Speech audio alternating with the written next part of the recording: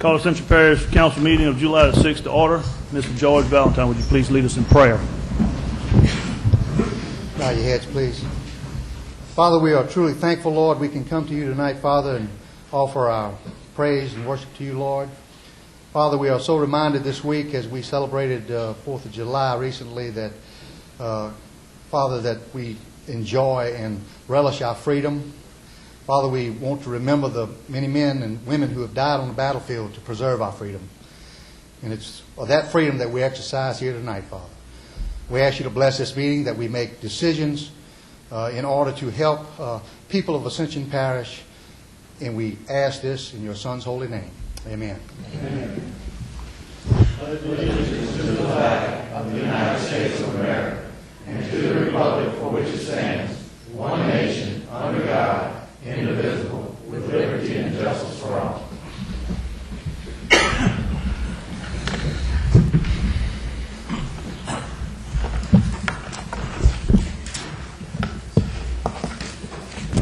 All right, Ms. Suzanne, roll call everyone here except Mr. McConnell.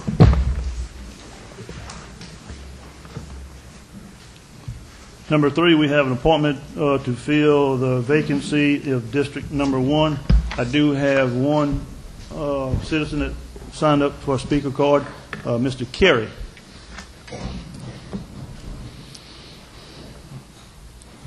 Good afternoon. I am the one and only Carey Williams. Coach Thomas was my friend, and I want to say good luck to whoever gets in the seat because they're going to need it. Thank you. As far as the vacancy for District 1, as soon as I got information from our legal that we had a vacancy, I made contact with Mr. George Valentine, the Personnel Committee Chairman, and asked him to go out and start gathering names of individuals that would be interested in serving as an interim. And he done that, and he had some very good success as far as coming up with some names and all that. But I'm going to turn it over to Mr. Valentine. Thank you, Chairman Savoy. First, I'm going to relinquish the chair to our attorney, Mr. Babin, in researching the procedure involved in this. Mr. Babin and I have had a lot of conversations, so he's agreed to kind of explain why we're here and why we're at this point tonight. Mr. Babin. Members of the Council, Parish President, effective June 29th this year, Councilman from District 1 resigned his seat. That left a vacancy. Under the Ascension Parish Charter, you have 30 days to fill that vacancy by appointment. Once that vacancy is filled by appointment, under our parish charter, you have 60 days to call a special election. If the seat vacated is going to extend beyond 1 year, which this one will. The problem is, according to the Secretary of State, the next special election date would be September 30th for the primary and November 1st for the general election. Based on that, the Secretary of State advises us that we have to get any call for a special election to their office by July 14th of this year. So there's a couple of things that need to be done. We're going to get over this with you together. We probably want to amend our agenda to accommodate all we have to accomplish. First thing you're going to be asked to do is to appoint someone to fill the vacancy. Second thing you're going to be asked to do is to, and Judge Peregrine is here to swear an oath of office to that person that you appoint. Secondly, I have given to you a copy of a proclamation which the Secretary of State has approved, which I will ask you to adopt to forward to the Secretary of State to call that special election. The qualifying dates of that election will be August 9th through August 11th of 2006. I've given you already the election dates. And sorry about the urgency and lack of briefing you on this at a committee meeting or something else, but the 60-day window that we had by charter to call that election is fine, but the Secretary of State says if you do that, you will not be able to get on the ballot until March 2007. So you will basically be losing 3/4 of a year in doing so. So, after your appointment, I would recommend to you that you amend your agenda and add to the agenda the adoption of the proclamation before you by resolution, and that it be forwarded to the Secretary of State, to the clerk of court, as outlined by law, and also that that notice of that proclamation be published in the official journal as required by law. There were some issues that I was asked to look at. One of them is could the person that is appointed here tonight serve or be elected for that regular term? There is a statutory provision under Title 42, 1411, that says if someone is appointed to fill a suspended position, that appointee may not run for that office. In our opinion, that does not apply to the situation before you. There is a situation wherein if an elected official would be convicted of a crime, but that conviction was not final, i.e. it was pending appeal, then that person's duties would be suspended, and you appoint someone to serve during that term of suspension. That is not what you have here. You have someone who has resigned that office, so that provision is not applicable. The Secretary of State's legal department has confirmed that with me. That's their interpretation. So has the chair, the head of the elections division of the Secretary of State. So I feel we're confident and on very solid legal grounds for making that opinion.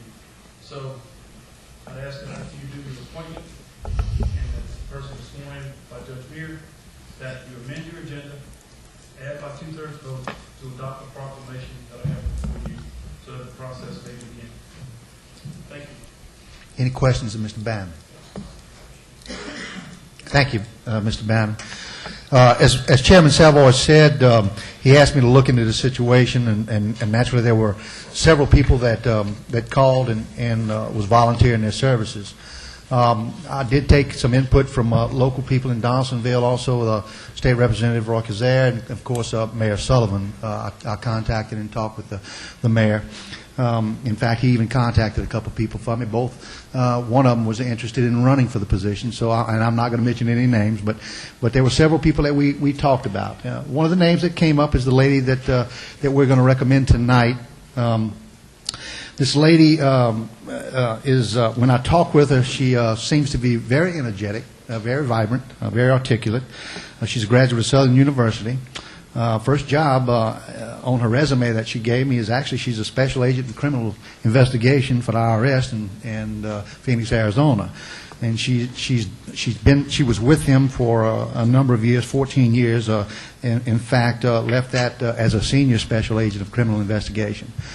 She's also a police officer that she was commissioned in 2005 to present.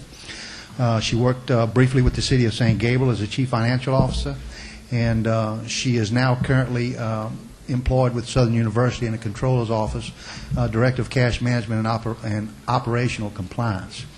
In discussing with her the situation over several conversations with her on the phone, she did tell me that she was not interested in running for the office, which Mr. Salvo had asked me to do, but as you heard Mr. Babin says, this really doesn't preclude her from doing that. If she wants us to do that, she certainly can. But in all fairness, we were looking for someone that would fill out this 3-month stint, and after the election, naturally, the person that would get elected would occupy the seat for a year, and then, of course, would have to run again. With that, I would like to introduce to the council, and she can stand, please, Ms. Tamika F. Stroud. And I put that in a form of a motion that we Second. appoint her to this vacancy. You got a motion by Mr. Valentine, second by Mr. Hillingsbeck. Is there any discussion? Is there any opposition? Having none, motion passes. Welcome, Ms. Stroud.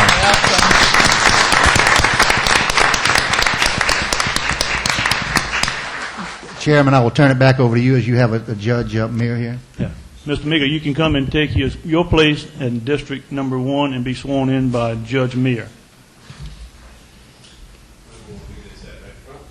That'd be fine right there. I just want to say thank you, Jim. I appreciate it. I look forward to serving for several months and doing what I can for District 1 and also the Parish of Ascension. Tamika, go ahead and say the oath right here in front. And Judge, I would ask that Mr. B.J. join you at your side, if that's all right.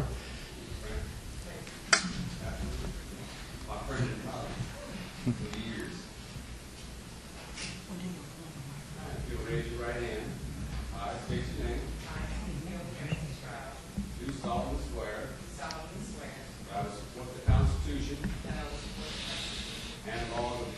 States and laws of the United States and the Constitution and laws and laws of this state, of this state, and that I will faithfully and that I will faithfully and impartially and impartially discharge and perform discharge and perform all duties incumbent on me all duties incumbent as Ascension Parish Council Member District 1. as Ascension Parish Council Member District 1.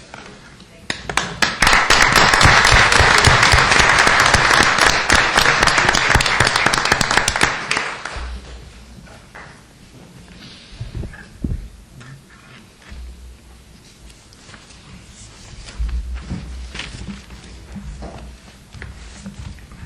Never signed an oath and all, y'all can go ahead and There you go.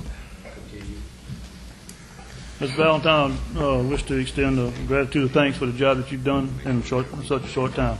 I think we went through this process very, very good manner. Number 4, Chair's addition. There's a couple of additions that we need to put on. One is going to be a proclamation calling for election. Second. We're going to put that agenda item as,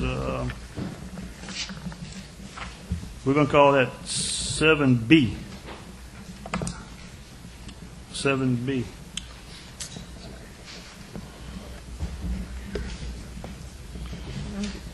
Also, we need to consider a 2/3 to put on the agenda to move forward with a jail Motion.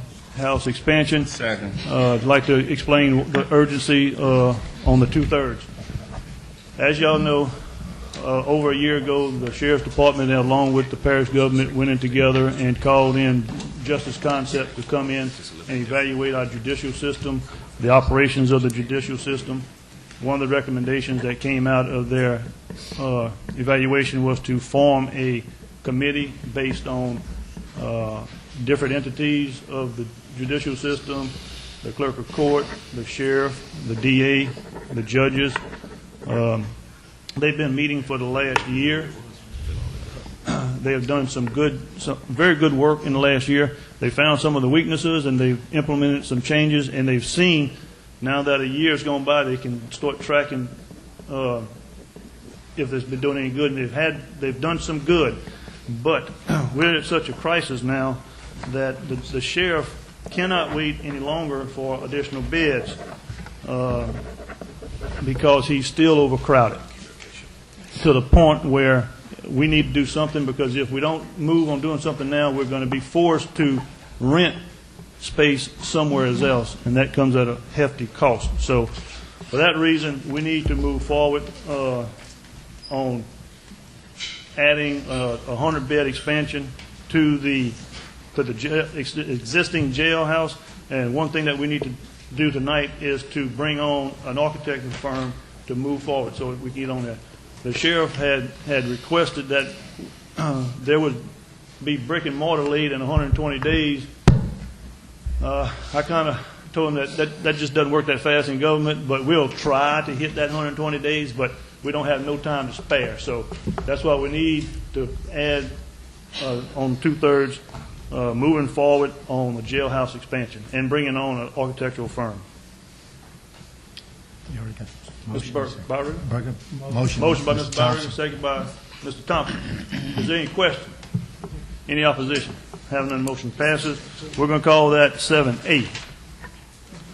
I did kid around with the sheriff earlier today about putting him last and letting him sit through the whole meeting, but I decided I'd be nice to him. You might put you in that jail. No, 7A. Be 7A. The proclamation of 7B.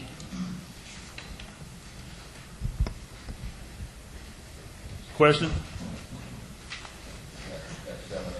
You got the adopted minutes of 7A. I'm sorry. I'm sorry. Make it 7C. 7C. Make him sit past the proclamation. All righty. Any opposition? Motion passes. All right. Number 5, presentation. Ms. Suzanne, do we have any presentations tonight? Thank you. Number 6, Parish President report. Mr. President. Thank you, Mr. Chairman, and members of the council, and congratulations to our new member from Council District 1. Look forward to working with you. Thank you. And glad to hear you talk about the parish and not just your district. We actually need that kind of vision, and that's wonderful. We're going to talk about three things tonight that we're going to report on. One is, obviously, this TV policy issue has been around for quite a while now, and so we've been working since March to address that and talking with different parishes and governments on what do they do and trying to find best practices. So Ms. Robert, our Public Information Officer, is going to come forward now with give part of this report, and then Mr. Randy Osborne in our Technology Office is going to give the rest of this as pertaining to what costs and so forth have been associated with this process. Good evening, members of the Council and President Hughes.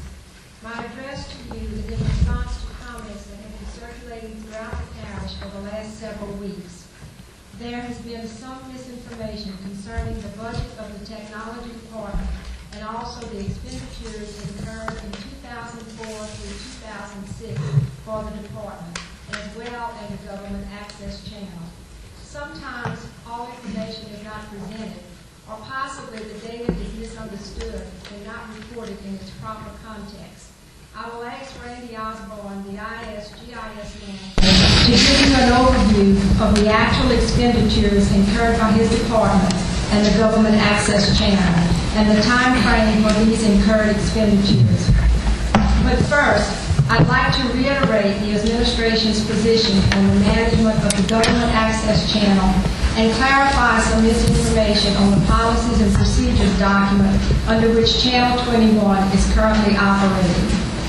Randy Osborne, Don Heisel, and I began working on the policies and procedures document immediately after the March 2nd, 2006 council meeting in which President Hughes' veto was upheld and the administration was tasked with operation of the government access channel.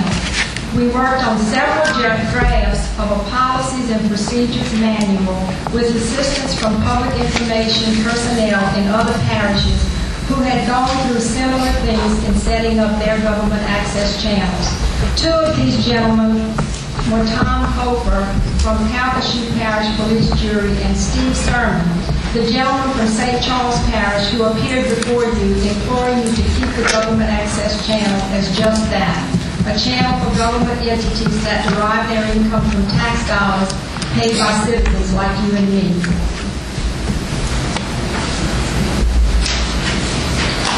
After speaking with them and going over their suggestions, we have condensed the government access channel's policies and procedures document to 3 pages, which we had our paralegal, Sandra Pereira, review, and she has sent it to Ricky Babbitt, our legal advisor. The document is a condensed version of the draft that was sent to Councilman Shakespeare as a final draft until a less wordy, more concise and efficient document will be completed and presented to legal. The first document contained many references to the number of cameras to be used and other such data that our technology department was, we felt, quite capable of handling. We have spoken with several parish officials about the government access channel, offering airtime to them for PSAs and other programming pertinent to their needs. They have been very enthusiastic in their responses, and we are currently working toward getting their data collected and on the government access channel. Some of these include the clerk of court, the assessor, the registrar of voters, the mayors of Gonzales, Donaldsonville, and Sorrento, and also the Ascension Parish School Board Superintendent. We will be cooperating with the school board to begin its programming later in the summer, and we'll set up a television broadcast laboratory as an incubator program in the near future for the students. Several other parishes and municipalities in Louisiana work under the same type government access channel model that we are currently using, and these include St. John Parish, St. Tammany, Terrebonne, the City of Monroe, the City of Alexandria, and of course St. Charles and Calcasieu. All their personnel agree that the case for maintaining a government access channel as just that is first and foremost because it limits the exposure of government to programming that is not desirable. When a channel is opened up for programming, in their experiences, You cannot pick and choose whom you will allow on the channel. I ask that you please allow your public information technology departments the latitude to make our government access channel the best it can be and give us your feedback in that regard. I'd like to ask Randy Osborne to come up and give you his report, and I thank you for your attention. Thank you, Betty.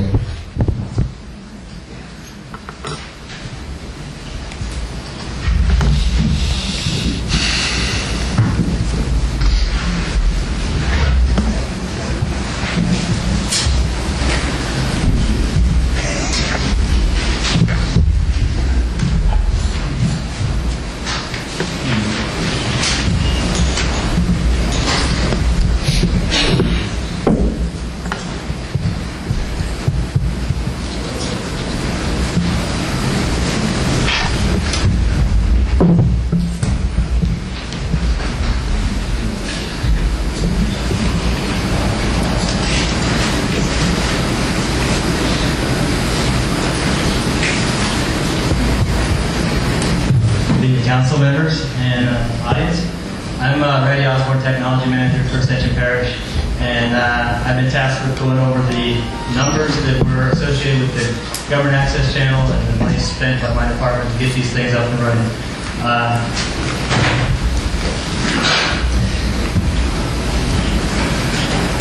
My title tonight is all about the menus.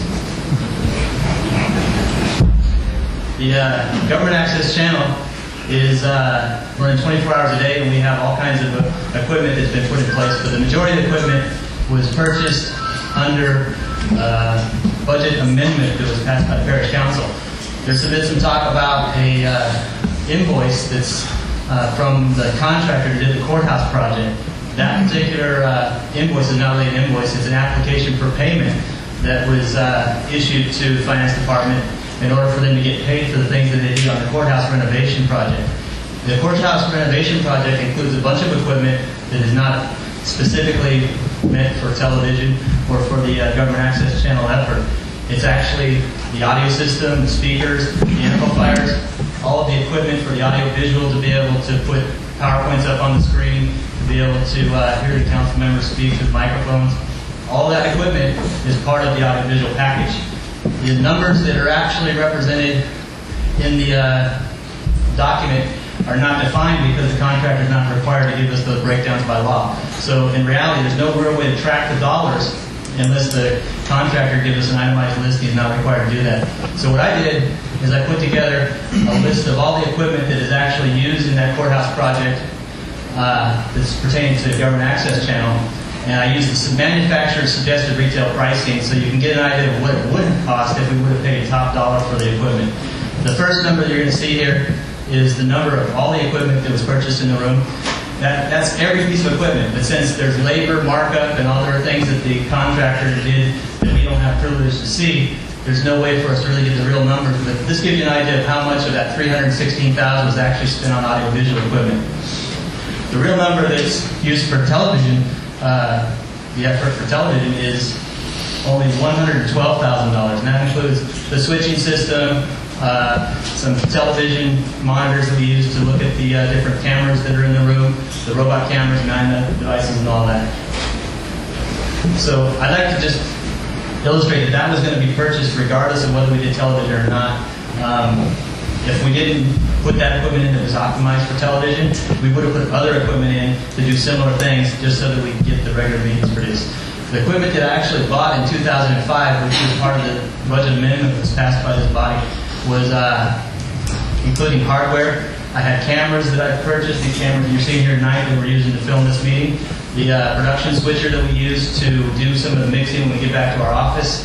The character generator that runs the community bulletin board that's on our TV channel. The video recorders and the video server that plays back all of these things is all the equipment that I purchased in 2005. The money that I spent for that was a grand total of $51,485. That is all the hardware and everything that I purchased in 2005. But what I asked for was $62,500, and that's what y'all gave me. I spent some of the money on labor, and I had one employee that we hired through a contractor, Boston Staffing, and that was a total of $9,642. The total comes out to $61,127.93. So it shows that I had budgeted the amount that I needed. Ken asked me how much I needed. I gave it an itemized list, and that's what you passed, and that's what I spent. The following year, 2006, we haven't gone all the way through it yet, but I've already spent this year $10,595 on hardware, software, and supplies, and training for using all this new equipment that we acquired. The labor that we used this year is $18,734.39. The total being $29,310.32. The stuff that we've done in the last 12 months would include all these meetings you're seeing up here. Not just the council meetings, which we used to do, but 60 meetings that we covered, over 60 meetings actually. And every body that meets in that room that asks us to film their meetings, we're going to do that. So that would include any other public body that wants to use that room to have their meetings. Obviously, there's scheduling issues, and the parish secretary is responsible for that schedule. We just got some new requests to do some meetings for mental health board, and so they'll be moving their meetings from the mental health offices over to the council room, and we'll film them at that time. The return on the investment that we've got for all these purchases that we spent has 24-hour scheduling capability, so we're able to automate that, and I can set it up, and it'll play the same schedule or different schedules depending on what we decide we want to schedule. And every day can be scheduled independently, or you can schedule one day and let it repeat every single day.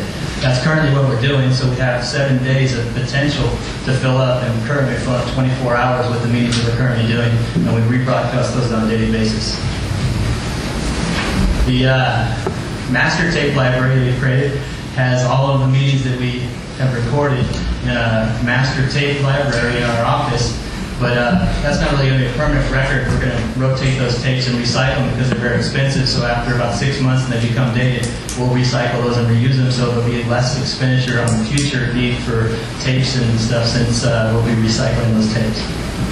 We're also doing web-based video archiving on our website, and that's available on demand no matter whether you have a computer or a TV or not. You can go to your computer and pull this up on the internet and view it on demand.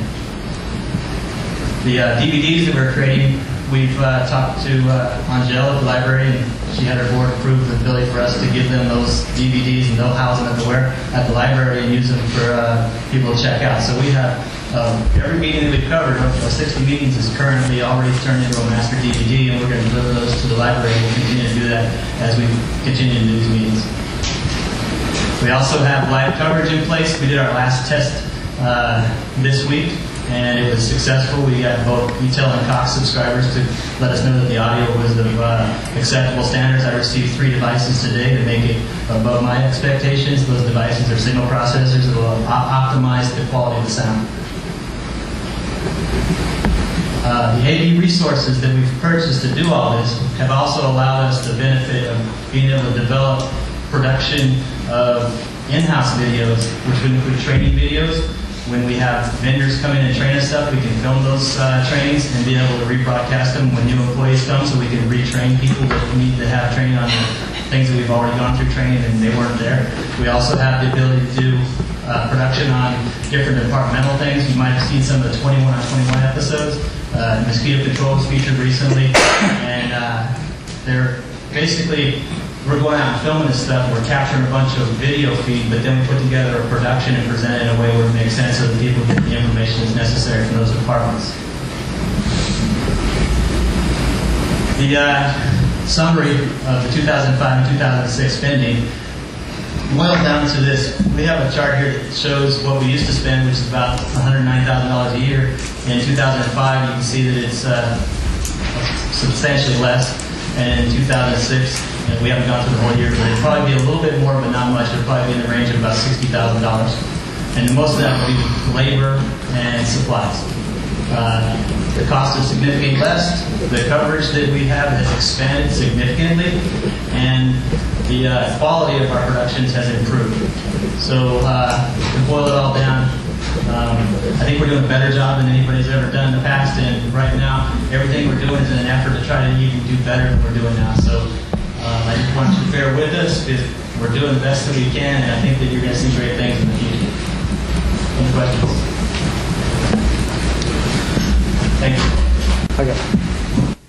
question, Jerry? Yeah. Mr. Dillon, back. Yeah, I wasn't. Thank you. I guess it's more of a statement instead of a question. Would you correct me if I get off and misspeak or say the wrong thing? I appreciate this report, Mr. President, and Eddie Robert and Ozzie, because one, the taxpayers deserve to have the facts. And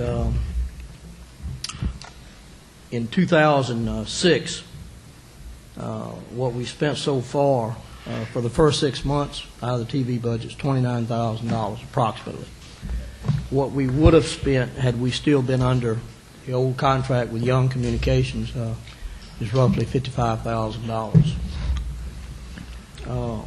I've stated on several occasions that out of the TV budget, what we spent was $65,000, approximately $65,000. I was close, because what was actually has been spent out of the franchise fees, the budget, was $61,127.53. At a strategic planning meeting on July 24th, a citizen came forward. I won't get into names. I think everyone knows who it is. Said we spent over $300,000 on TV equipment, and in fact, I think it was $360. I don't remember the exact number, but that is not true. And once again, that person didn't have the facts right. Again, I appreciate very much where this is, the direction that this is going in. Ozzie, you and your staff are doing a very commendable job. I hear from my constituents every day that they are pleased that they can tune in, they can watch parish government, they can watch all these commissions and boards and what have you, and they're informed. And like I said this in the past as well, if they happen to tune in and watch it, biggest part of the time now they can hear it. I know we've had some technical problems on the live feeds recently, but I appreciate the fact that I think y'all have all that worked out. And again, I think it's a job well done, and I think we're certainly moving in the right direction. Thank you. Thank you. I'd like to remind you that we've never done any of this before, so it's a learning curve thing. So some of the things that we're experiencing are growing pains, and they will go away. Mr. Sawall, I have some questions. Ms. Fontenot. Okay. Ozzie, how many staff does it take, and what kind of salary does it take to run these meetings? Because in the $108,000 that we paid to APTV, that included his staff of 4 or 5. And Okay. 4 or 5 people covered 2 meetings. There was just the regular council meetings that were covered. That's correct, sir, but in his studio producing the other things, he had more people working for him for the $108,000. That's what we paid him bottom line. The misconception about APTV being the cause of the poor quality, I beg to differ with a lot of people up here. The quality was in our microphone system. I attended those meetings for 3 years before I became elected, and the microphone system in our council building was the main cause of the poor quality. I don't want to debate the fact that there's quality issues, but what I do want to share with you is that I have a lot of insight as to some of the problems they're experiencing at APTV, because I did their networking for them, and they had a lot more than just microphone problems. Well, I understand that, but a lot of the quality that we couldn't hear did have to do with our own equipment, and we have really upgraded our equipment since then.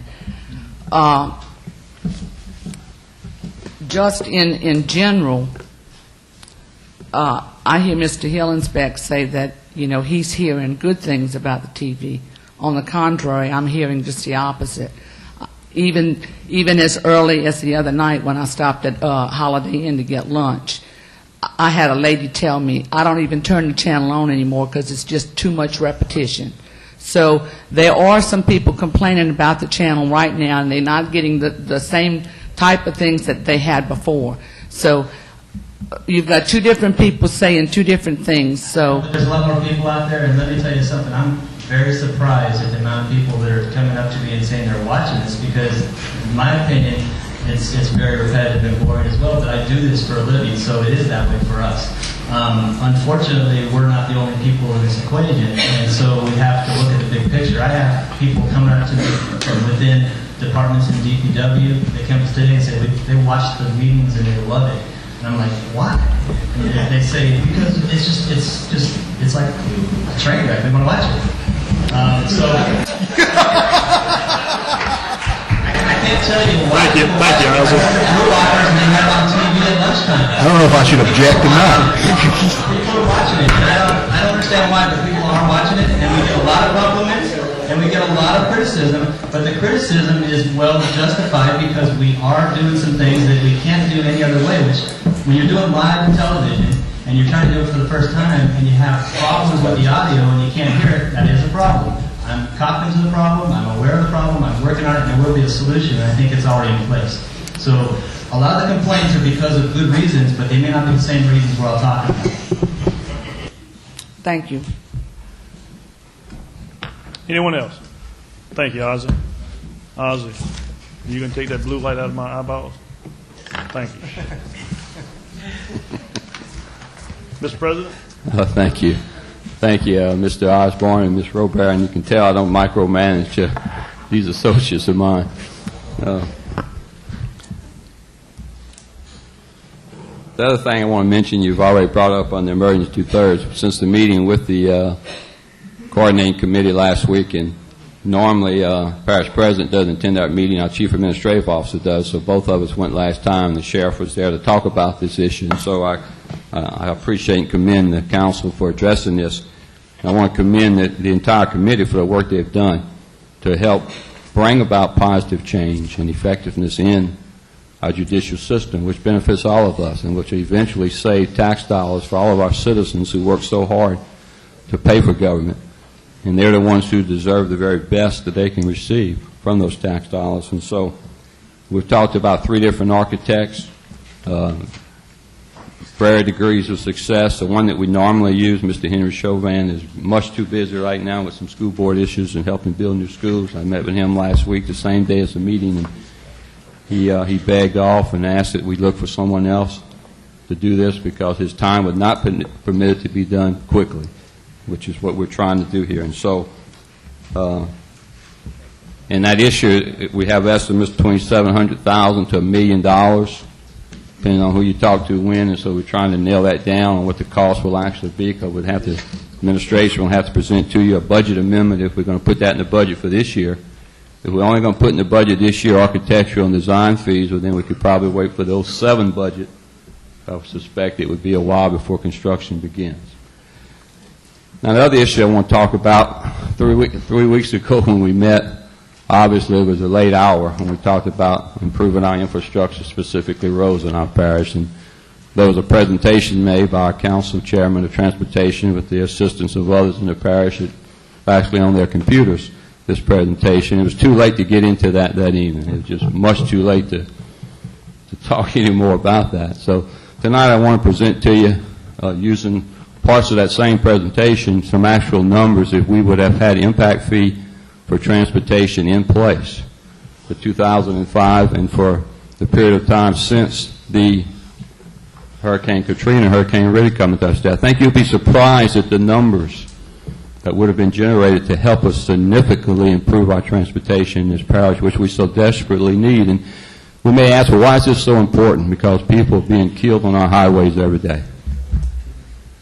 And this issue is important to our citizens. It's a health, safety, and welfare issue as well as an economic development issue, because as a small businessman myself for most of my life, when I got out of the education system, the ability to transfer and to move and to provide goods and services in an effective and efficient manner is obviously critical to the profit line of business.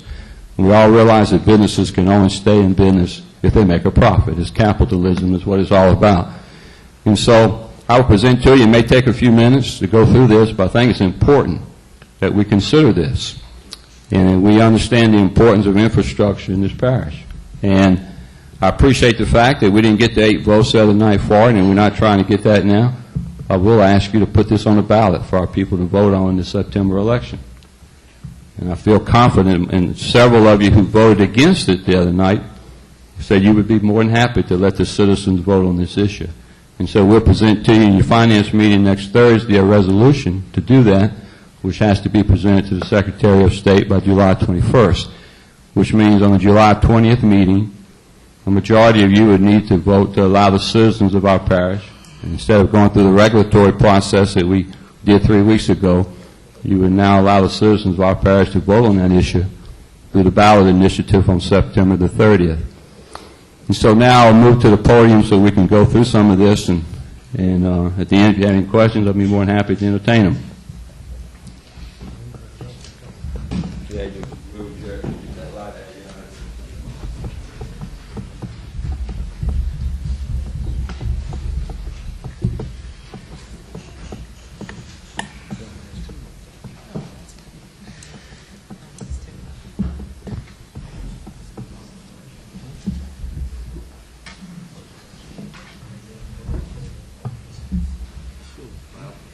Get me on this technology here.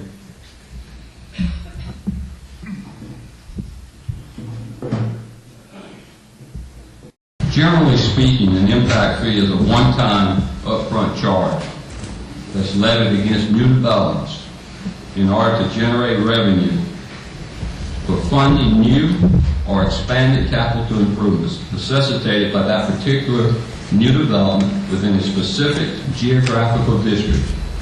The premise on which impact fees are based is that development should pay for the cost of providing the facilities necessary to accommodate growth within a region.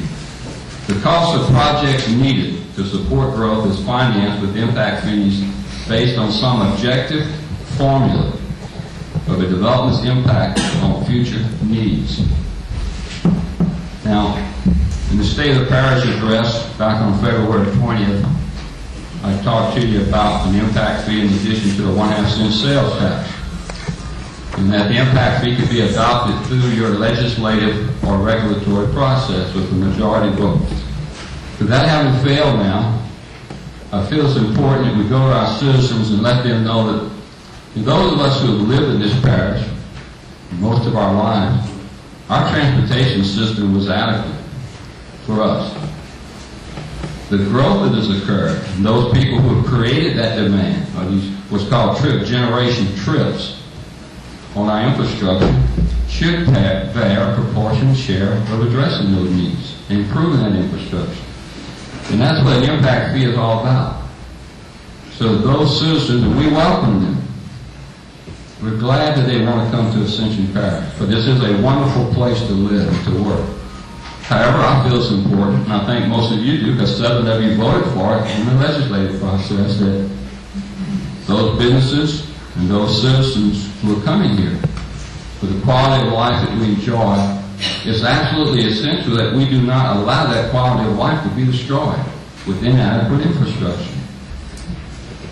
It would be irresponsible on my part as the Chief Executive Officer of this parish, and in my opinion on your part as the governing authority of this parish, to continue to allow growth and development to occur without an adequate plan in place to provide adequate infrastructure for our citizens. Just today, of all places of the week, a lady come up to me and said, "Ronnie, my daughter was killed 3 years ago on such and such a state road. No shoulders, deep ditches, no place to go, no room for an error." Now that's occurring far too frequently on our roads. And it is reached a point, we talk about crisis at the jail, we have one. We're also approaching a very similar situation on highways. You will see in this presentation some very high numbers on what has happened, especially since the hurricane, and the number of permits that have been issued in this parish. Building permits, both residential and commercial. If I can get this to work properly, Ozzy's tried to train me. You got to help me, Ozzy. You got it. Okay. Everybody needs help from a friend. Now, 3 weeks ago, in this presentation, we were told that citizens believe that impact fees are going to be paid for by developers. And obviously this can be the case. But who really pays for an impact fee? And if you really research this thoroughly and look at the hundreds of communities throughout the United States, both municipalities and counties, boroughs, and parishes that have an impact fee, you're going to see an array of things. It's not just completely cut and dry. An impact fee is only paid on new construction. Existing homes and existing businesses are not in any way responsible for the payment of an impact fee. The question then is, which of the participants in the new construction process is most responsible for the actual payment of the fee? While some economists have concluded that the fee is largely passed upward to the buyer of a new home or business, others have stated that the fee is ultimately absorbed downward in the price of land. Probably the most accurate theory is that an impact fee is actually borne in part by all participants in this process: buyers, builders, developers, and landowners. And the participant share at any given time is determined by the overall local real estate market conditions. In other words, in a buyer's market, earlier participants in the process, landowners and developers, take the greatest hit, and in the seller's market, the latter participants, builders and buyers, absorb the greatest portion of the fee. One thing is certain: unlike an automobile sticker price on the windshield, impact fees are not just automatically and fully added to the price of the project.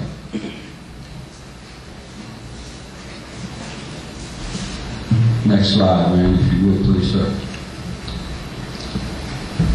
Now, of course, impact fees will be primarily spent on those arteries where we are experiencing the biggest challenges and have the most safety hazards. That's the purpose of an impact fee. It is restrictive on purpose, and I think that's a benefit in my opinion.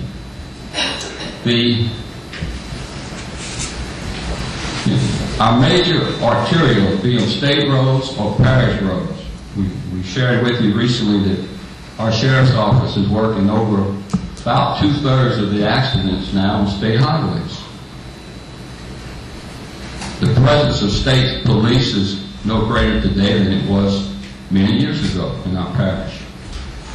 And as our parish continues to grow and develop, and as the number of vehicles on our highways continues to increase, I can only believe, and I think that you would agree, that this will get worse before it gets better.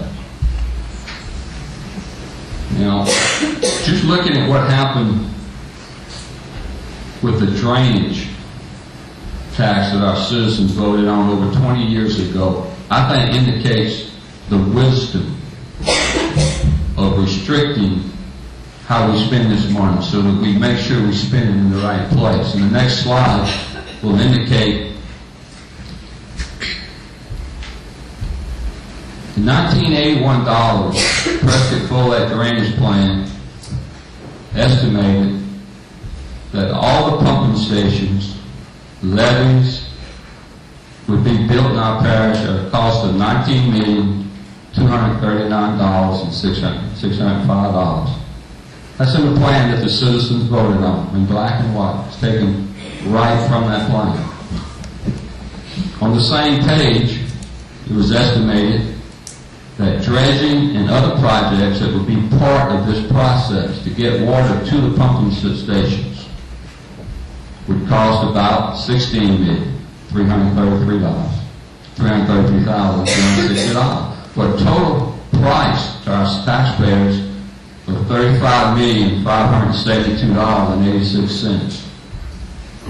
Now, in 2006, the records indicate that that half-cent drainage tax has generated about $100 million. And the pumping systems and the levee systems have not all been completed.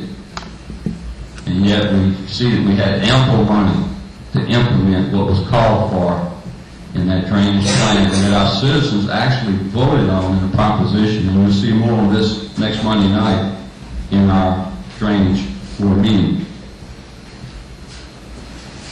Obviously, we're not going to spend a lot of local money or any local money on interstate system, because the federal government through the Federal Highway Commission has special funds for both construction and maintenance and safety improvements on our interstate system throughout the United States. And those monies are sent directly, in our case, to the State Department of Transportation and Development.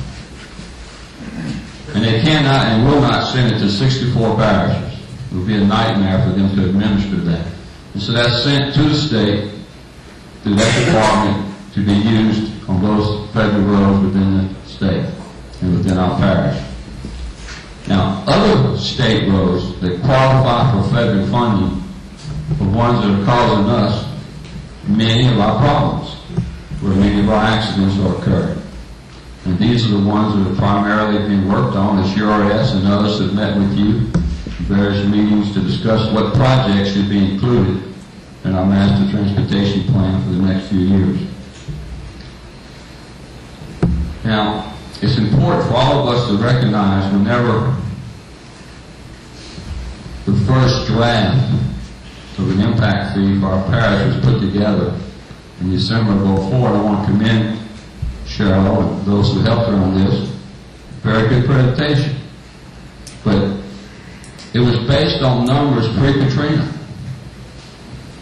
And the final draft, or the draft where some errors were corrected in July of 2005, was still prior to the hurricanes Katrina and Rita devastating our state, and which significantly caused even a greater impact in Ascension Parish on our infrastructure.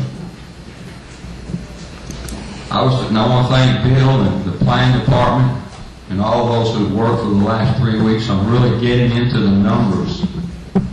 And what I tasked them to do is, if we had had an impact fee in place, what kind of revenue would have been generated for our parish? And I was surprised. Whenever I gave the State of the Parish address, we'd estimate $100 million maybe over the next 20 years, based on some of the numbers that had taken place since the storm. But we really didn't know. So what they did is actually went into the permits that the parish has issued in 2005 and broken them out based on residential, commercial, etc. And then we also, and we looked at that at the calendar year. If you go to the next slide, please, Randy. And then we went to, and you're going to get our handout here tonight that's going to give you all the details on this. But in the year 2005, of 1,691 permits, if we would have had an impact fee for transportation in place, it would have generated a little over $3.6 million. Now keep in mind, that $3.6 million can leverage another 80% of federal dollars many times to be used on these state roads or a parish artery that qualifies for federal highway dollars. Look at, since last September, what has happened in this parish. 2,145 permits through June the 28th. That's a little less than 10 months, if my math is correct. Almost $4.5 million. Now, we had to make an assumption to go through the rest of this calendar year.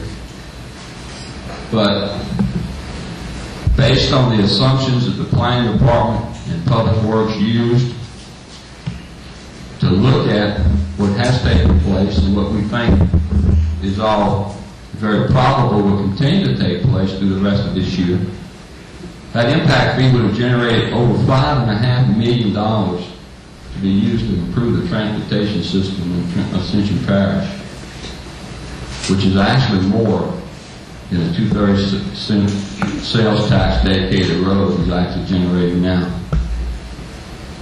Just think of what that money can leverage in federal dollars through DOTD and the Federal Highway Commission if we would have adopted this impact fee several months ago. We've been working on it for about 20 months now. And you see the projections Now, obviously, there's up and downs. We don't know what's going to happen to the building industry. But all likelihood, from the people that we're talking with, from our Economic Development Corporation, from realtors, and I think it's important for somebody to realize that several realtors and many builders have come to me privately and say, Ryan, we know we need this. We just can't publicly come out for that. Because the national associations have never done that. But they understand we can't continue to do what we're doing.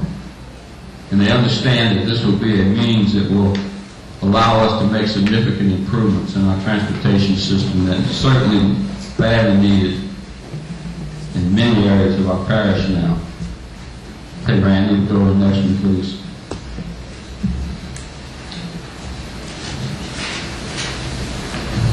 Now, so this issue's been out there, 50 million, 100 million. None of us really knows for sure, but based on actual permits issued in Ascension Parish for the last 18 months, there's certainly an indication that will be closer to that 100 million over a 20-year period than that $50 million figure, unless development and growth in our parish completely stops. And then that's okay too, if that's what we want, because then the impact on our transportation system is less. We don't need as much money to address those issues. The likelihood of that happening, none of us knows for sure. But what we do know is that these are real numbers based on permits that have been issued in this parish for the last 18 months, and based on the tables of what impact fees would be charged based on the ordinance that we presented to you. Go to the next one, please, Randy. And the Transportation Committee Chairman said it was her belief that we'll receive less than 50 million, not 100. And obviously, she's entitled to her belief, as we all are.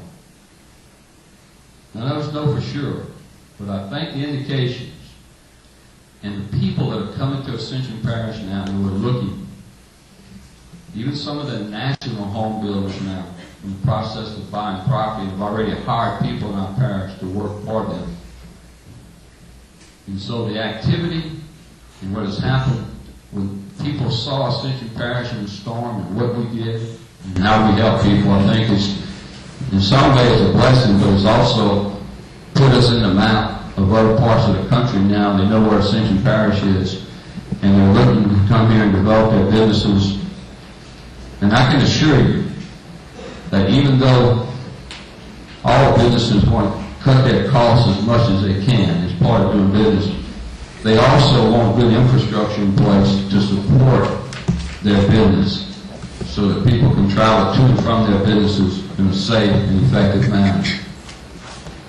And in the survey that Ms. Fontenot used last time, and I've got a copy of that survey since it was 3 weeks ago from an engineering firm that has been putting that together, it did show that an overwhelming percentage of our people favored this as a tool to address this issue.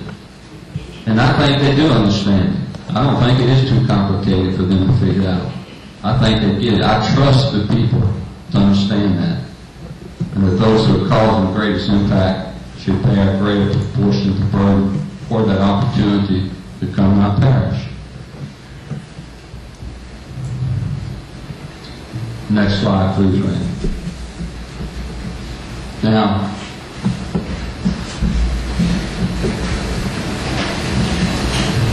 sometimes we think that we can just twist the arms of developers and do things that require them to make concessions.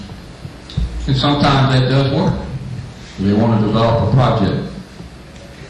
But the thought process that negotiations are better than impact fees, I disagree with for several reasons.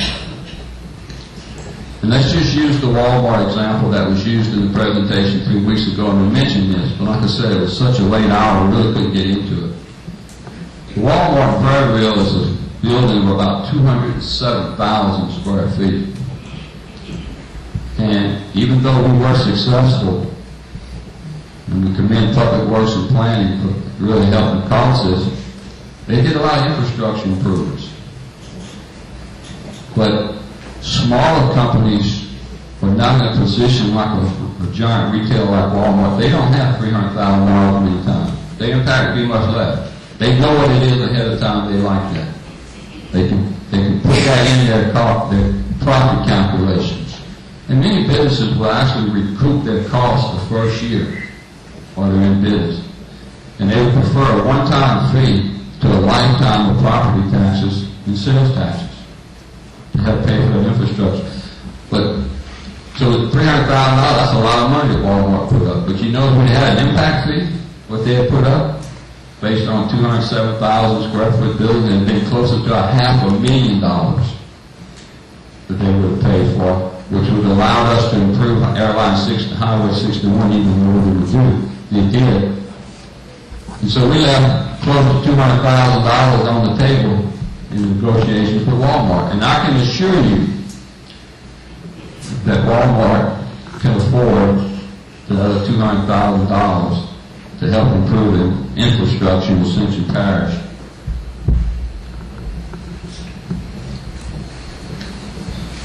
The problem with negotiated exactions, and that's what the legal term is that they are usually applied only to larger projects.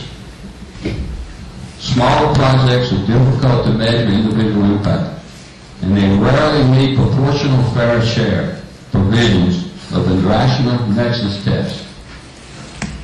Okay. Another problem with negotiated exactions is that they are usually based only on facility impacts in the immediate vicinity of a proposed project and do not capture the added impact cost of a project throughout the jurisdiction.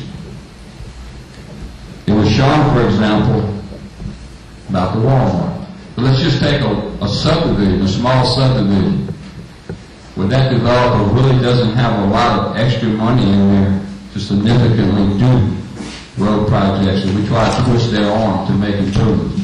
Whereas if there's an impact fee in place, and they see what that is, they're going to price that into their ability to develop that community and make a profit. They'll look at that up front because they know what those costs are and they're fixed.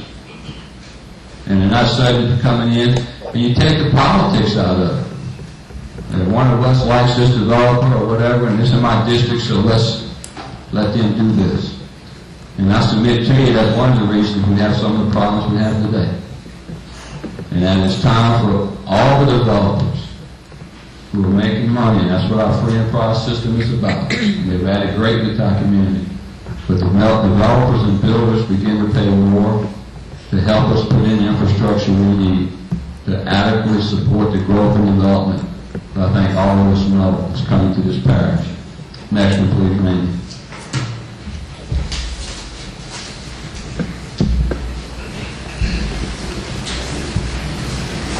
It was brought up 3 weeks ago that something that Livingston Parish tried. My friend Mike Berman, their parish president, met with me over 2 years ago on this. And they recently got a copy of our impact fee, but both the Attorney General said they couldn't do it, and then when they put it on the ballot, the citizens voted over 80% against it. These are using the numbers that were presented 3 weeks ago, so I haven't validated those. I did talk to the clerk of court, and I can assure you that the clerk of court has no interest in collecting a transfer fee for parish government. In fact, the clerk of court of Livingston Parish got an Attorney General's opinion saying he could not, he would not. And obviously, parish government does not have the data on transfers. We don't have that. We have permits. We issue building permits. And so the problem that Livingston ran into when they started doing it, before they put it on the ballot, was that the clerk of court refused to collect it, give a list of parish government, and they couldn't collect it. So they're talking about filing suit against someone over a $300 transfer fee, which would probably cost you a good percentage of that in legal fees. And so I just don't think it's very practical. And when you look at the numbers, and another thing about it is that everyone who pays a transfer fee, who does a transfer, property transfer, not just those new people coming in and really impacting our highway system, people who already pay taxes to build the present road system we have will pay those as well. And so I think an impact fee is much better to help us meet our needs.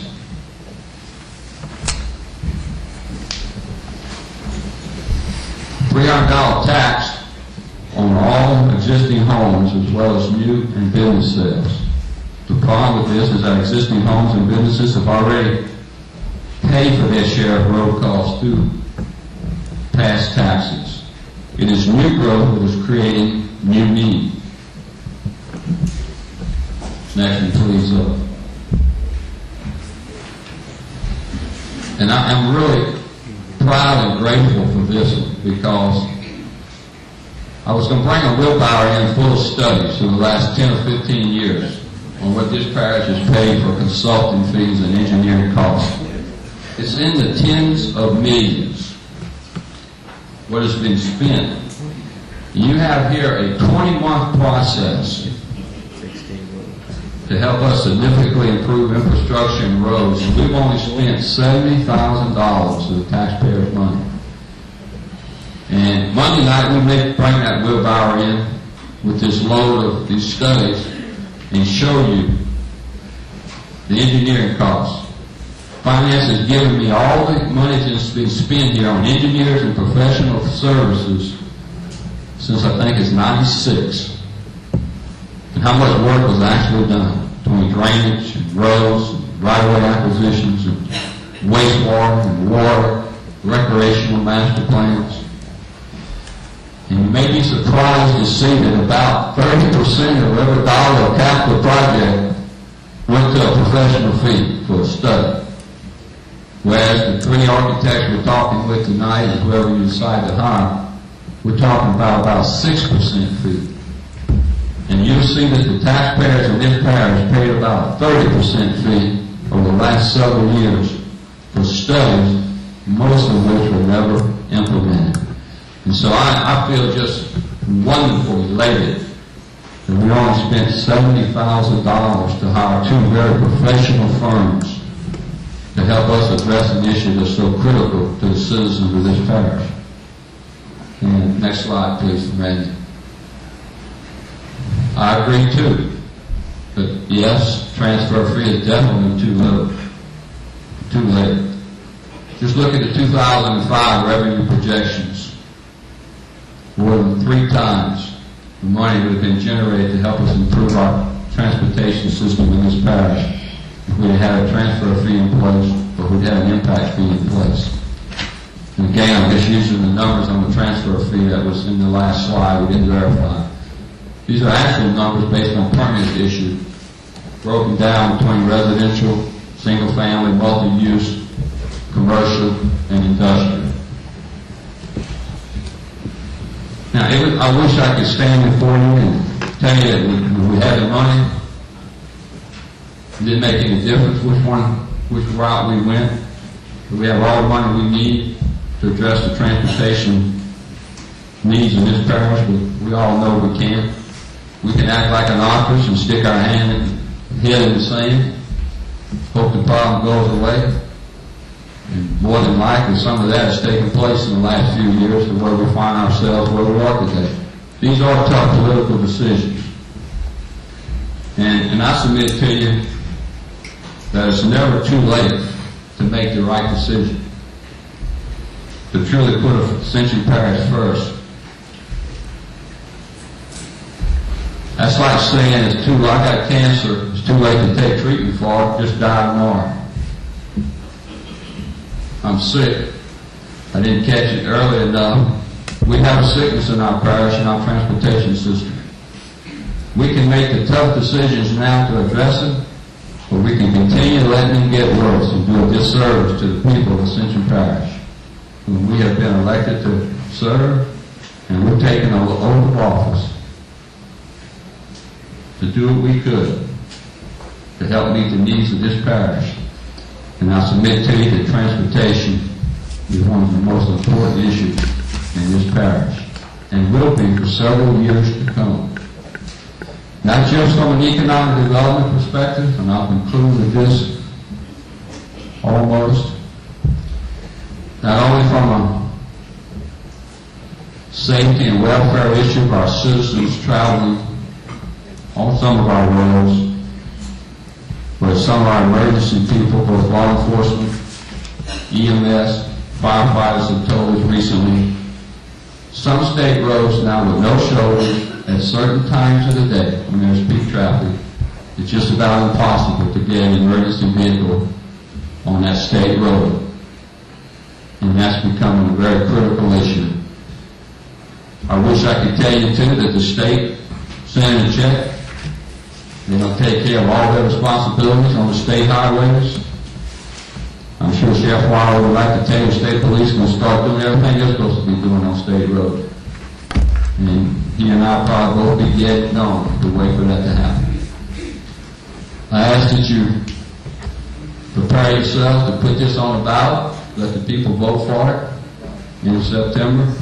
It's the right thing for this parish. It's going to help us address a critical issue. And one last slide, so you just see this, you can get a handout on the details. We've also looked to try to make sure we've looked in every pocket of money in Ascension Parish government. The sales and use tax is where we have unrestricted funds. Over the next 10 years, based on what the finance department has done, it's projected that we'll probably use over $5 million more than that fund will generate. Now again, that's some assumptions there. Things are subject to change in 10 years, but we're trying to do some multi-year budgeting to look outward and some forecasting for where this parish needs to be in a few years. Now, sales and use tax district number 2, that's the 2/3 of a half cent goes to roads, 1/3 goes to fire service. Looks like in 10 years, regardless of that money's needed in a lot of areas, that's just a portion there, that $3.2 million that comes into the road. Based on the maintenance, parish overlay, and so forth, it's possible we'd have $3.2 million left over in that fund that we could use for the master transportation plan. And the fund balance we currently have, after we delete encumbrances and bonds that are outstanding for projects that have been done previously or will be done this year, effective in 2007, we estimate that we'll have a little over $8 million that we could use on the master transportation plan, which would give us, at the end, if the impact fees do what they've done for the last 18 months, especially the last 10 months, and that'll probably go down some. So we haven't increased those at all. We try to be conservative, put in extra expenses in the sales tax district 1 for like the jail expansion. There's $1 million been put in there if we need that much to expand the jail. Money for projects like that. We could have over this 10-year period about $61,140,609 for we could use for design, right-of-way, adding lanes, adding turn lanes, light synchronization. But I think more importantly, and the thing that I'd like for you to, as CEO of this parish, I'd like for you all to really think about is our ability to leverage that money with federal highway dollars. So if that $61 million is 20%, you can readily see that number. We could grow significantly if we're successful in obtaining more federal highway dollars on those roads that qualify for it. Thank you, Mr. Chairman. I'll entertain any questions that any of you have on this presentation. Do you have any questions for the parish president on this presentation? Mr. Chairman, I have some comments. Mr. Valentine. I appreciate the parish president's report on our agenda every meeting, but it seems to continue to go to a philosophy or a political agenda of the parish president, which is fine, but I do not think that in the course of our home rule charter that that's why the president's report was put there. And I could be wrong on this. I think the first presentation dealing with APTV, a lot of the comments that were made that we were either justifying or combating or whatever through this report was made at a strategic planning meeting. And so I think that report should have been done at the strategic planning meeting, which is also broadcast on TV. I'm going to take issue with the parish president on a couple of things. One on impact fees. Came to this council, we debated it for several months, it failed. We went looking for a vote to bring it back up, that failed. So now, which was suggested by several councilmen around here, we're going to go to the people with it all of a sudden. It makes me think back to when this council and a majority decided to take on a facility that's losing money, $700,000 to $800,000 a year, Lamar Dixon, which is still losing money. This council voted to take it to the people, but our parish president vetoed it. He didn't think it should go to the people. He wanted us to make the decision. So we made that decision. Some of us voted against it, some of us voted for it. Right now, the lease on Lamar Dixon has went from $17,000, $18,000 a month to $27,000 a month. So now we've increased that $112,000 just on the lease. I'm sitting here now debating on this impact fee. And I only say that because the impact fee, now we're going to take it to the people. I got here in my hand, and somebody needs to explain this to me. I won't explain now. I will share this, and I'm sure maybe Duncan Associates, maybe Charles Landry has already seen this. But I got one opinion from West Baton Rouge, 1998, Richard Ayoub, that says it takes legislative action for an impact fee or a transfer fee. Richard Ayoub. Fody with West Baton Rouge in 2005 gave an opinion, says that it's illegal. Parish can't impose an impact fee. It has to go through legislative action. They have to get that first. I was sent an email where the Mississippi State Supreme Court essentially struck down Ocean Springs' impact fee because of the same situation. The Home Builders Association said that they didn't have the legislative authority, and the Supreme Court agreed with them. Now, I'm not going to debate that here tonight because we done spent way too much time on this again. This can be handed to whoever the parish president wants to look and give me some answers on why is it legal for us to do it, even though it's voted on the people. This says we'll still have to have legislative action from our legislators. That's the way I read it. And so we putting the cart before the horse.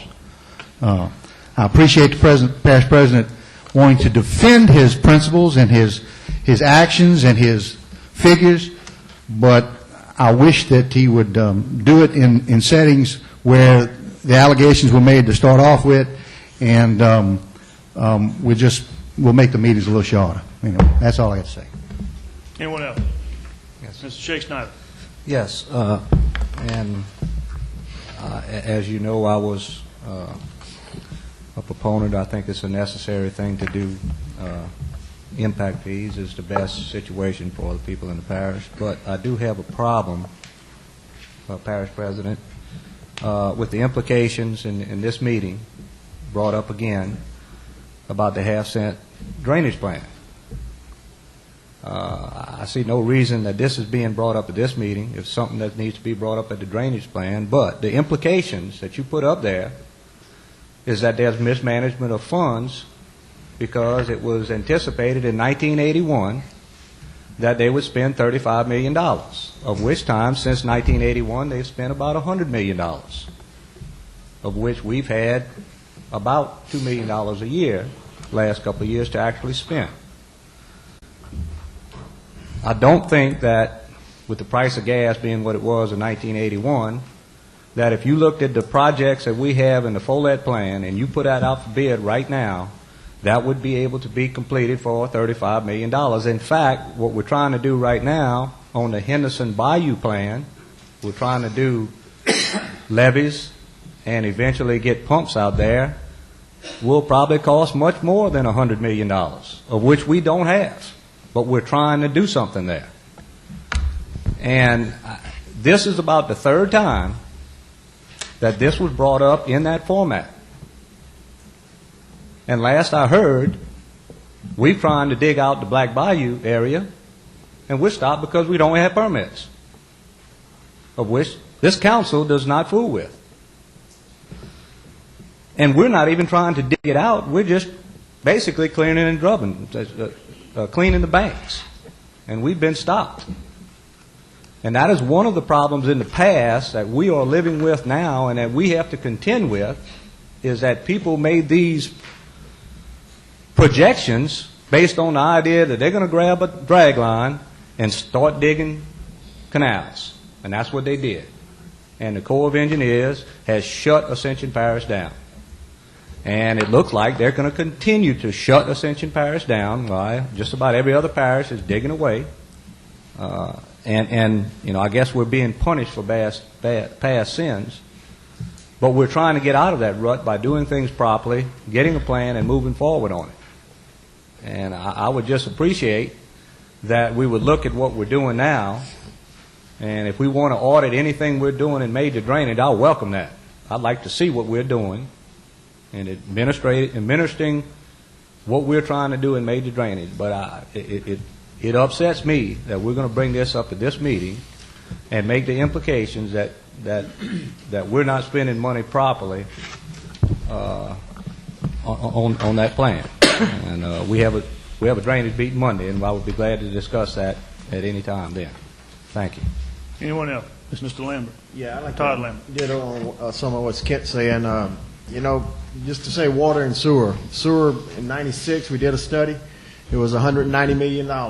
Today's figure is 400 and something million. So from '83 to now, the cost of doing work for the government has extremely went up. So this money with this tax, yeah, it has projected quite a bit, but it's because everything else is going up. So I believe in, you know, I agree all wholly with Kent on that issue. Thank you. Mr. Helensbeck. Yeah, thank you, Mr. Chairman. I want to correct something. I misspoke earlier when I gave the date on that last strategic planning meeting when a citizen came forward and gave out the misinformation. That was actually the June 25th meeting. And George, I'm glad you said what you said, because the next strategic planning meeting, 7/24, on July 24th, Mr. Osborne, I'd like for you to do that same presentation on during the strategic planning meeting, because I do want the taxpayers again to have the facts. Back to the statement about all the studies that have been done. There's a lot of truth in that. We're undergoing we've authored a study or approved a task order for a study to go in and study again the Laurel Ridge levee situation. $547,000. Task order was approved, and this has been studied. This has been denied by the Corps in the past. I'll have some more to say about this at the next Drainage Board meeting. On top of that study, $220,000 task order, CDM, for Henderson Bayou. I mean, it's in the Follett plan. It shows where the pumps are needed. It shows where the floodgate should be built. But I tend to agree with the parish president. It just seems like we're very quick to authorize studies, and but we're slow on producing results. And I think this is something that the public spoke pretty clearly on during the last election, and I'm sure they'll be speaking clearly on it in the next election. Thank you. Anyone else? Mr. Chairman, if I could, a couple of comments that Mr. President? were directed toward me. Thank you. Councilman Shakes and I, the purpose of the drainage was to illustrate an example. It was brought up in the presentation 3 weeks ago that restricting the use of these impact fees was not good in their opinion. And I used the drainage as an example in my opinion. And I can't remember how I voted in '81 for that tax or against it. I couldn't tell you if my life depended on it. But we thought it was restricted enough in that proposition. You'll get a copy of that proposition again Monday night. So I use that as an example what the people thinks is restrictive, and it can be very good. It's needed many times, so that money will be spent where it's needed and where the people want it to be spent and where it was voted on to be spent. So no way I'm implying that, and we haven't spent all that $100 million. You're incorrect in that. There's still about 20, I think, in the bank, 20 million or so, with money that was bonded out. But if the plan would have been finished when it was supposed to have been finished, those costs through 86, 87, 88 would have been at least much closer to those 81 projections than those costs are in 2006. And to me, that's a prime example of work that should have been done then to protect citizens in Laurel Ridge area or Henderson Bayou, whatever area we're talking about. It would have cost a whole lot less money to do it then. And because of drainage board decisions, or whoever made these decisions, and a lot of studies that's been done, we haven't done it. And I think the people are tired of that. Sometimes you just go do something, even if it's wrong maybe, to get some things done and get it moving. And you're right, Ken, I agree with you. And I was down at the Corps recently in New Orleans, and they still got Ascension Parish on one of the lockers with a big bullseye. One of the gentlemen that was involved in the 80s when we were out doing stuff, trying to get it done without the permits. And so one of the things that Public Works is trying to do now is to get wetland determinations made along our major canals, so that we're not in there doing work in what may be a wetlands now, and we get shut down again, which I think is what happened on Black Bayou. And so we're trying to take all these major canals and say, okay, what is wetlands and what isn't along these channels, and what permits do we need to do this work? And unfortunately, when you get involved with the Corps of Engineers, you get involved with a huge bureaucracy that maybe will get a little better since the storms and disasters of last year, but it doesn't seem to move very fast. So that is frustrating at times as you deal with them, but we have to deal with them in order to do it legally and to do it right. So if any of you have a suggestion on what the administration can do to speed up that process with them, we're open to hear what your suggestion is. But thus far, we have not made significant progress in overcoming that black eye that's been there for many years now. Thank you, Mr. Chairman. Anyone else? Mr. President, I'm going to respectfully ask you from now on, if you're going to have a serious update, that it becomes an agenda item. Anything other than a brief update should become an agenda item, because it puts the look of a hidden agenda as far as what took place tonight. So I'm asking you to place your president report item other than a quick update as an agenda item. I will try to comply with that, Mr. Chairman. Excuse me, Mr. Chairman. Mr. Hillenbeck. Now, I believe Mr. Hughes has presented reports in the past. I remember a report on a trip to Washington, how much money was spent by staff. That was a PowerPoint presentation. I think that was under Parish President's report. In fact, I think there's been 2 or 3 in the previous. So I wasn't surprised by this at all, and I don't see it as being a hidden agenda. And Mr. Hillenbeck, with all due respect, I'm not surprised that you didn't know or look at it as a surprise, especially when I see you had a copy of the presentation, which I don't see any of the other council members did. So undoubtedly you had preview of what was getting ready to go take place tonight.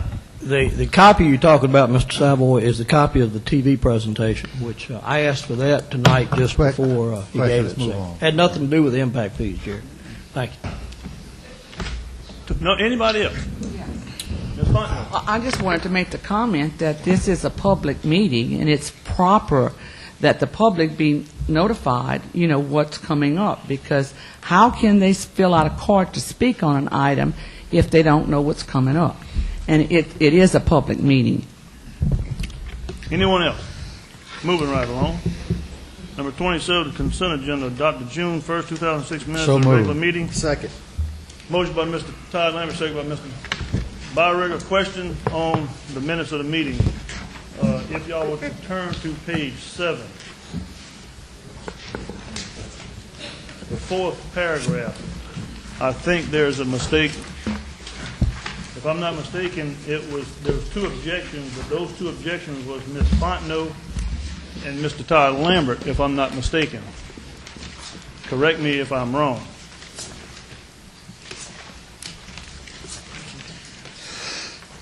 What's that again, Chairman? Page 7, paragraph 5. That's where Councilman Martin McConnell offered a motion to hold a public hearing on June 15 in the council chambers annex on Irma Boulevard, with the transportation fee ordinance. Second by Mr. Shakespeare. The motion passed with objection from Ms. Fontenot, and I thought it was Mr. Todd Lambert. Objected.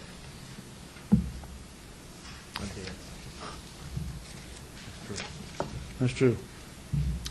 I move they be accepted with those 2 corrections, sir. Motion by Mr. Valentine.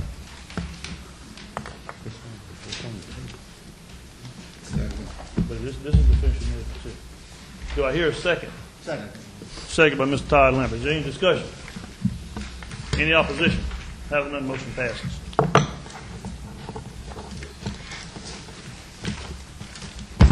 We're going to go to 7B, which is the proclamation. Ms. Suzanne, do you have a copy of the proclamation calling on the election? Mr. Babin, would you read it, please? I'd like for you to read it.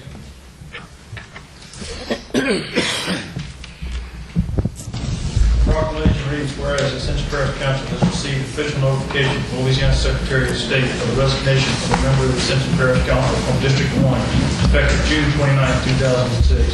Whereas the resignation has created a vacancy in the Ascension Parish Council for District 1, and the unexpired term of office in which the said vacancy exists will end on December 31st, 2007, and exceed 1 year.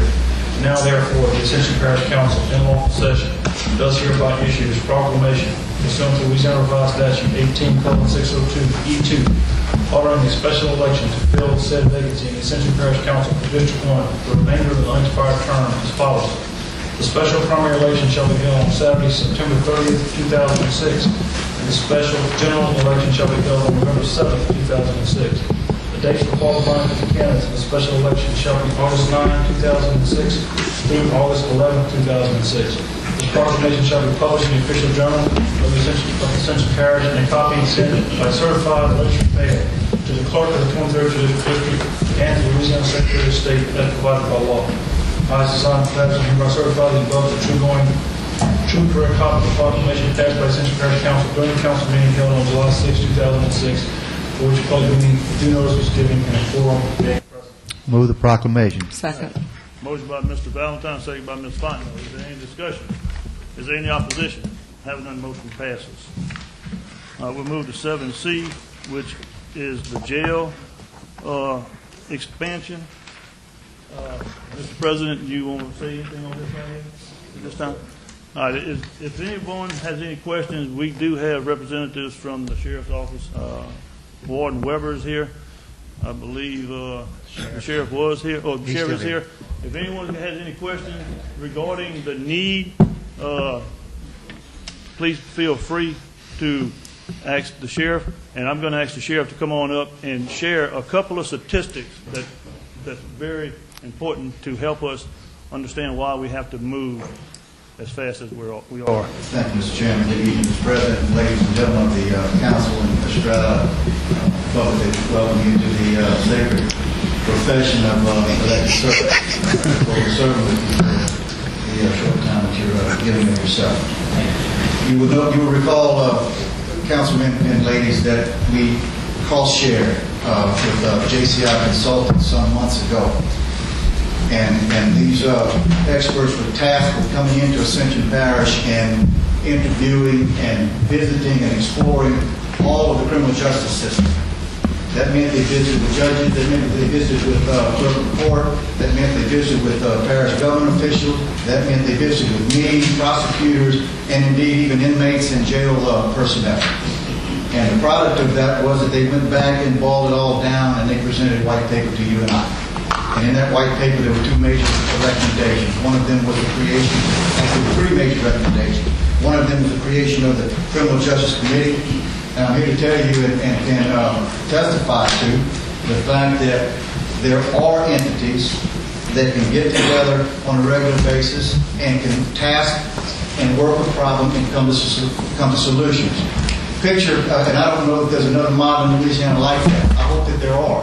But I can tell you in Ascension Parish, this is the last 9 or 10 months, at least monthly, a judge, a first assistant DA, Mr. Babin, a council person, George Valentine, an administrative representative, Don Heisel, the Innocent Defender Board, the probation parole authorities, etc., all meet with Warden Weber, my chief deputy, and occasionally me, and we work the problem, not only of jail overcrowding, but also about issues with court, issues with bloat of court, issues with a growing and explosive docket, and how we get criminals prosecuted in a meaningful and timely way. We have done some significant steps in reducing, for example, Mr. Chairman, we look at some issues, and I'll wrap this up as I've been hearing about being brief here for a couple hours.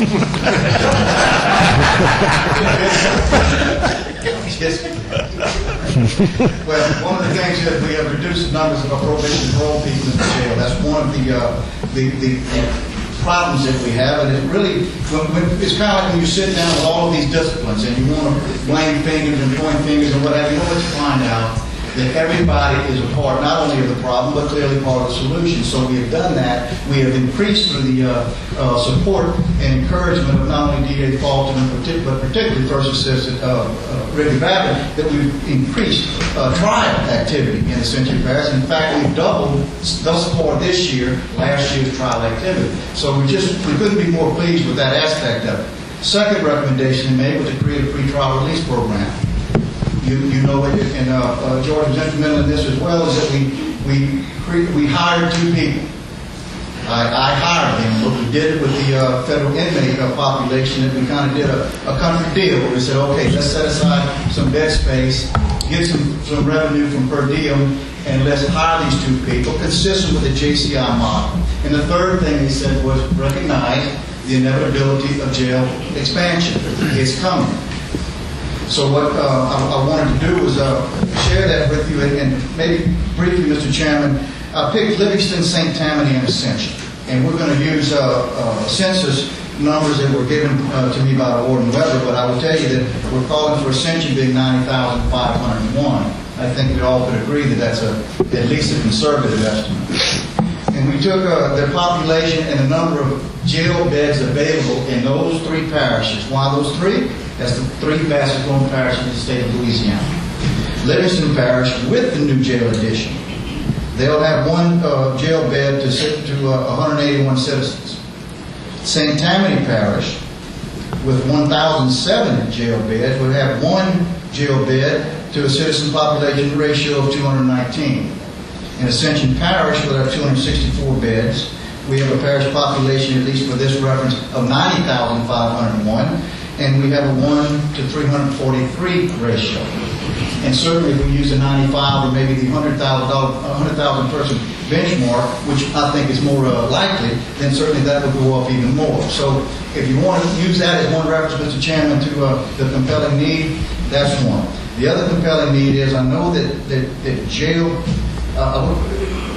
I know you know this, and this council has been sensitive every time I've come here about this issue, and all arenas are supportive on it. But I would like for the public to appreciate, the viewing public in the audience, that parish governments, by state law, shall provide what law says is a good and sufficient jail. The sheriff, by law, shall staff that and be the custodian of it. It's a good jail. It is a first-class facility. It is not sufficient, and we're at that recognition factor now. It's not roads, it's not drainage, it's not all of those things that a lot of constituencies are maybe a little more passionate about. But if you want to look at an infrastructure and relate it to quality of life infrastructure, I submit to you that another one of those many reasons that people move to Ascension Parish is because they feel safe. And one of the obviously major components of the safety factor is the criminal justice system, not just sheriff's office. The whole system being able to have a facility where we can have meaningful consequences for repeat offenders. Our bookings are up, Mr. Chairman, 31% in the year 2006. Is there a crime wave? Well, bookings would attest to that. It's quite frankly, it's not violent crime. You would know that by picking up the newspaper. It is typically thefts and drugs and property crime. Certainly we have our share, I would admit that publicly, of violent criminals. But where we are at is we did a real good job, Mr. Chairman, for several years of managing our population. And quite frankly, we've done a real good job as elected officials not being in public discourse about this issue. And I think one of the reasons is we did the Criminal Justice Committee, and it kind of kept us off the front page, which is good, and tasked the proper people with solving the problem, and they have made those efforts. But we are down. We don't have any more fat at the jail. We don't have any more easy prisoners to get out. The prisoners are at that jail right now. There's probably 275 there now. The fire marshal has told me and put in writing, and has told every sheriff in Louisiana, they put a population threshold. Ours is 264. The jail that you own and the jail that I run has been overpopulated now for quite some time. It's an untenable situation, and the leaders of this board have recognized that and have moved forward with it. So I look forward to continued progress on this, Mr. Chairman, and I thank you for the timely placement on the agenda tonight, and being that you put me so early on the program, as a courtesy, I'm going to relax the 120 day and make it 130. Mr. Chairman. Thank you, Mr. Sheriff. There's a couple of things we need. We need a resolution authorizing parish president to move forward with the 100-bed expansion at the jailhouse. The soft numbers that was presented was like the $600,000, but it's probably going to be somewhere in the neighborhood of maybe $850,000. Motion. Second. Motion by Mr. Byrick, second by Mr. Thompson. Is there any question? Is there any opposition? Having none, motion passes. Second thing we need to consider is bringing on an architectural firm now, tonight. Whenever we talked about this, like Parish President said, he made contact with Mr. Henry Chauvin. I also called Mr. Henry last night just to get some insight on where I could go, where we could go to find somebody. URS was brought into the picture just to go out and look at Hunt's Correctional Center, and they brought in an architectural firm just to go with them to look at what they had, to maybe look at some type of preliminary or some sketchy stuff. There is an architectural firm that has been interested, and I'm going to give their brochure out. Can you pass that out, Doug? This is Grayson Hebert architectural firm. They specialize, well, I don't want to say specialize. They do a lot of correctional facilities. If you look in the book, you'll see that they do a whole lot. I mean, that's something that we need if we're expecting to move this project forward very quickly. Someone that's got some expertise in that area. I understand that they have several residents that work, several Ascension Parish residents that work for this firm. This is a family name in Ascension Parish, if you want to call it that. Take your time, look at it. Mr. Jerry Hebert is in the audience. If you have any questions, more than welcome. As a matter of fact, Mr. Hebert, won't you come up and say a little bit about your company, where you've been, where you come from, and where you're looking to go?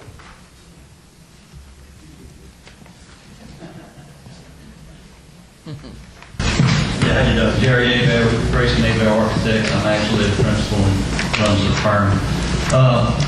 I guess, we've been involved kind of helping the sheriff. We've actually probably done about 6 or 8 layouts working with Bobby and the sheriff. Ended up doing a 911 center renovations with them over the past I guess about a year ago we finished that, somewhere around there. On time and a little bit. Yeah. So we ended up doing 911 renovations with the sheriff, and then we moved to actually helped them do some rough sketches, just being able to try and do that. But our firm has a justice group we call them that actually does a lot of correctional work, and I'm not going to get into it because it says it there.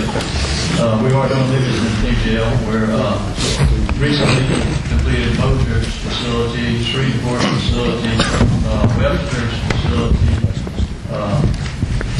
We're Hunt Correctional Centers, like you said there, we're actually doing death row at Angola right now. We're also doing about a $18 million expansion at Hunt Correctional Center. If you went on who went, the addition you see outside is actually one of our projects. So we've done some skilled nursing. We did a 2 96-man cell blocks we just recently, about 4 years ago at Hunt and Dixon. So anyway, that's a little bit about our firm. I don't want to get into a lot of detail what's there. We've seen that just kind of got into the niche of a lot of correctional facilities throughout the state. Mr. Valentine. Yeah, Mr. Everett, you did do work for the Ascension Parish School Board several years ago. Was it a gym you did? Yes, sir. Yes, I was on the board at the time. That's right. Yes, Santa Monica High School, I think. Any further questions? Yes, Mr. Chairman, is Mr. President. 6% range a proper range for professional services on a project like this? Yeah, I can look at the scope of the project, Ronnie. If we looked at what we did before, if you get into a lot of renovations, what we find when you start getting into these facilities, and I'm not trying to scare you, but what you find is if I go and add 100 beds, okay, what I'm impacting is all these pieces and parts.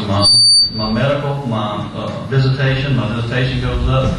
So when you get to start having to renovate each one of these pieces, it makes it a lot more complex. And if I just go in your dormitory, yeah, that's easy. You apply for a new building, it's easy to draw. But if I got to phase it, okay, which is going to happen if you start getting into this project, because I can assure you, I've been through it with Bobby, his visitation needs to be adjusted. It's not adequate for what he has now. You get into I think his kitchen was actually in pretty good shape when we look at it. I hadn't looked at it a year or so ago. So you start looking at this, video, whether he goes video visitation or not. I mean, there's so many decisions that are going to determine exactly how complex the project is. So I think it'd be foolhardy for me to say, yeah, I can do that for 6% right now. Thank you. I believe to expand on the 6%, if I'm not mistaken, the 6% comes in if it's an open dorm building. Bobby, is that not correct? That's what they were looking at? It's just an open dorm, right? There's not a whole lot to it. That's where that figure comes from. Okay. And there wasn't no renovations was thrown in that figure, nothing like that? You just build a dorm, no sewer, no water, all your impacts are good. Yeah. But we find every time we get into these, it's never just that dormitory because so many other spaces are impacted when you do a jail addition. It's just a complex series of things. But yeah, if you just do a new dormitory and that's all you're doing is plowing a day, that's a pretty simple project. In Claiborne Parish, actually, in Claiborne and also Webster, their building is actually a metal building structure with block walls, purlins on the bottom side of the metal building and a metal ceiling for protection. So, you can prevent escape. So, yeah, I mean, something simple like that is actually pretty easy.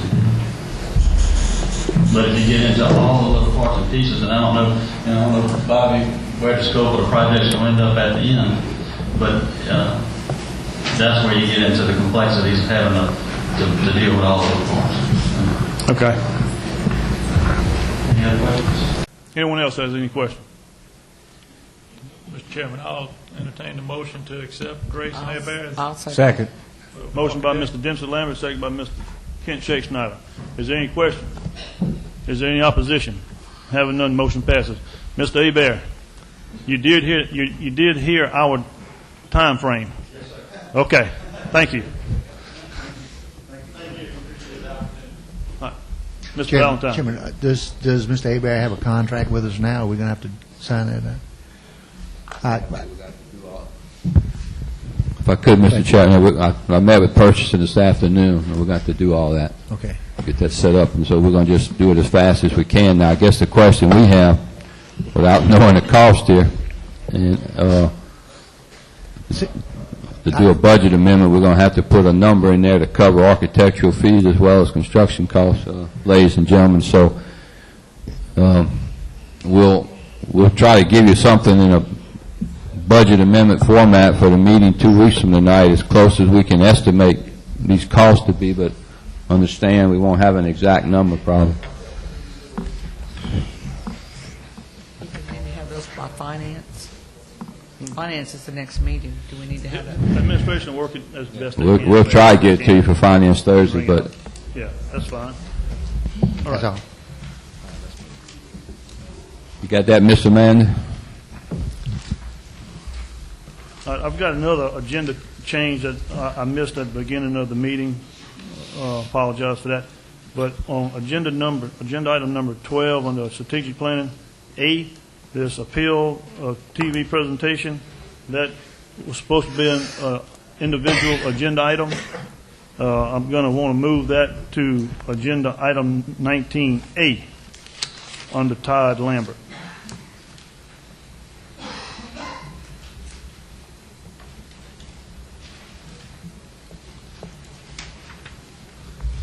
Number 8, Utilities Committee. Chairman, Mr. Barriga. Yes, thank you, Mr. Chairman. We have a CDM task order contract. Mr. Bill Roos going to handle this. Went to the Utilities Committee and the determination by that committee that we offer CDM a task order contract to the parish. They already have one through the Drainage Board. And this is for a general contract immediately for task order to assist in the Lindenville Jail sewer plant expansion. They are being paid through the Corps of Engineers, a good part of their billing, but some of it is, because of the Lindenville issue, some of it needs to be paid for out of the general fund or out of the parish fund. So again, we recommend a task order contract to CDM so that we can pay them for some of this. So moved, Mr. Chairman. Second. Got a motion by Mr. Barriga, second by Mr. Todd Lambert. Discussion. Discussion. Mr. Hillensbeck. Thank you, Mr. Chairman. Bill, what's the cost of the task order or the limit? We don't know right now, and the reason is we just had another conversation with the Corps of Engineers, and they're actually upping the amount that they're willing to pay to CDM for some of the work because of the jail, and hopefully they can be taking over most of the cost. It might be just a little that the parish will have to pay. But we'll have that information. We'll bring the Pacific Task Order back to you to approve the Pacific Task Order. This is just to get the contract in place and to adjust the cost, and again, come back to you with the task order for your through the utility. Okay, thank you. Mr. Barriga. Yeah. I believe originally, Mr. Rue, it has come before this council, and it was around a $25,000 threshold. And come to find out, like Mr. Rue said, we had a task order through the Drainage Board, but not through this body. And now we hear it may be cheaper than $25,000 because the Corps is going to participate. So it won't be more than 25, and it sounds like it'll be less. Any further questions? Is there any opposition to the motion? Having none, motion passes. Yes, Mr. Chairman. Next, we have a certificate of substantial completion on the Dyer sewer system that GSA has engineered, and we have Mr. Lynn Chance here if y'all have any questions. Other than that, the Utilities Committee recommends accepting the substantial completion. So moved. Got a motion by Mr. Hillensbeck, second by Mr. Adrian Thompson. Question, Mr. Thompson. On that project, Mr. Chance, when the residents that wasn't, the tie-in wasn't paid for by the grant, how long do they have to tie in? Mr. Roberto Macedo said 60 to 90 days. After full completion of the project.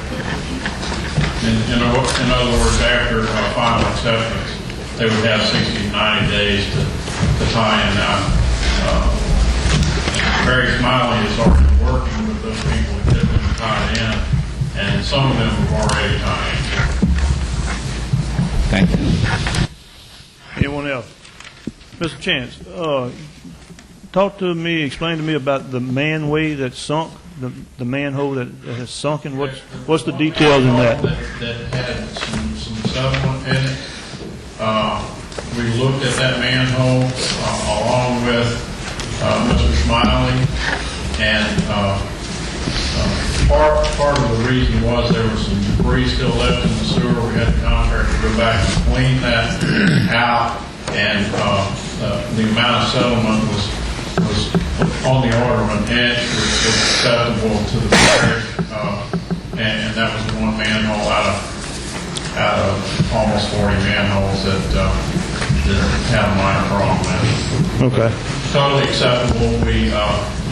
We will be monitoring that through the year warranty period, and if we see any additional settlement in that manhole, then the contractor will be required under the warranty to come back and repair it. Okay. Any further questions? Is there any opposition to the motion? Have none, motion passes.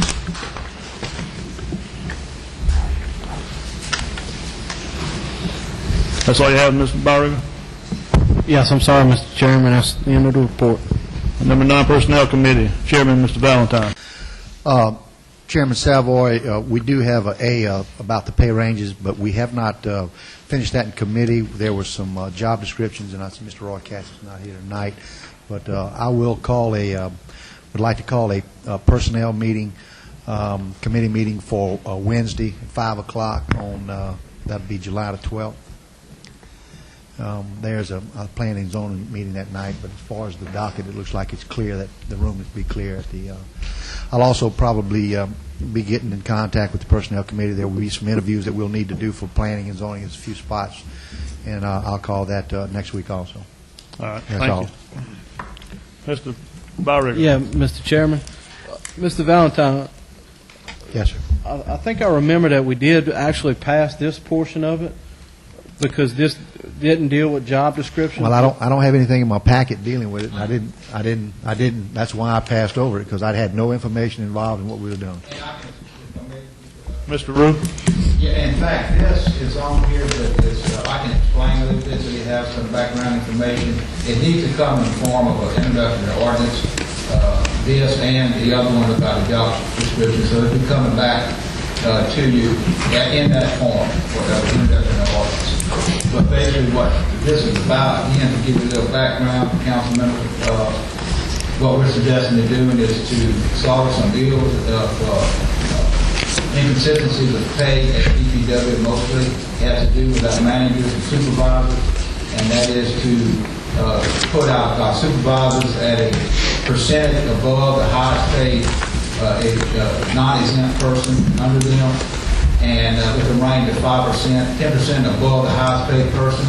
Entry level as a supervisor, top level as a supervisor, 15% above the highest paid working person under them.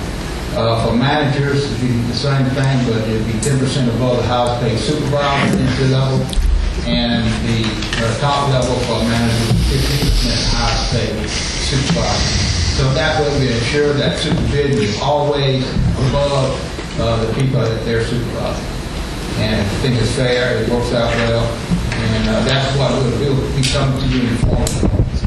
Okay. Thank you, Mr. Smith. All right. So, Bill, you'll get that. You should be able to get that ordinance to them by their next meeting, so that they can review it and look at it and just send it forward. Yeah, I think we can clean it all up. We bring everything to them in the form of ordinances and also the job descriptions, and let it go through the personnel committee one more time, and then come to the full council. All right, Mr. Valentine. And I will say, Mr. Cass did send me an email yesterday, I believe, with some attachments on it dealing with this, but they were supposed to. We were supposed to, assemble a committee again to make sure everything was tidy before we go to the council. All right. That's all you have, Mr. Valentine? That's it, sir. Number 10, Recreation Committee report. Mr. Todd Lambert. Yeah, we had a short meeting, and the big topic on the agenda was skateboard park, which we formed a subcommittee to look at this. I think they have some grant money available. We're looking at maybe the northern end of the parish. Just an alternative recreation to some of the kids that don't don't play ball, and maybe keep them off the commercial sites and damaging and property and stuff. So they have one in Hammond. If anyone's interested in looking at it, says working out real well. I think the liability has been looked into. It's cleared, I believe. So we are looking at just starting that with a subcommittee, and we're going to be working on that, trying to come up with some numbers and try to find some funding for it. One other thing is that I talked to the director, and all baseball pretty much is finished. League play is finished. All stars have started right now, so we wish all the kids, the best of luck in the tournament play. And that was about it, Chairman. Thank you. Number 11, Transportation Committee, Chairwoman Ms. Fontenot. Thank you, Councilman Savoy. Before I get started, I'd like to pass on item G. We had a special meeting to deal with this, and were unable to come to a conclusion, so we have placed it on the next council transportation agenda. Mr. Rue, item number A. Yes, ma'am. Members of council, Mr. President, the Transportation Committee met and had the following recommendations. First is the subdivision road is to be accepted by council. Kenner Drive, Landry Avenue, Wilkes Drive, and Minor Avenue, recommend acceptance in the parish maintenance system. So moved. Second. Got a motion by Mr. Dempsey Lambert, second by Mr. Byregger. Is there any question? Is there any opposition? Having none, motion passes. The next item is authorization to post the following roads as non-truck route locations within the parish. They are Swamp Road, and this is the number of sections of Swamp Road. Swamp Road East, Swamp Road North, Swamp Road South, and Swamp Road West. And actually listed in our transportation list as that. Searoad Road, Ernest Ford Road, and Ernest Ford South, North, and Ernest Ford South. What this is a special no truck, through truck route, limited to 10 tons empty weight, with an exception of local delivery zones. So moved. Second. Got a motion by Mr. Valentine, second by Mr. Shea Snyder. Is there any question? Any opposition? Having none, motion passes. Next item is balance and change order on the 2004 intersection program project phase 2. GSA, the consulting engineer, largest legal contractor for the contract of the project. The original price was $267,217.58. We had an increase of $5,387.49. Came to a total of $217,605.07. Recommend approval. So moved. Motion by Mr. Shea Snyder, Second. second by Mr. Thompson. Is there any discussion? Any opposition? Having none, motion passes. Chairman, Mr. when he finishes. Go ahead, Mr. Rue. Next item is no parking on both sides of Florida Ocean Road, recommended for approval. So moved. Motion by Second. Mr. Dempsey Lambert, second by Ms. Fontenot. Any discussion? Any opposition? Having none, motion passed. Ms. Fontenot? Before we get to E, Bill, we took care of this at the last meeting. Item E, yes, sir. Okay.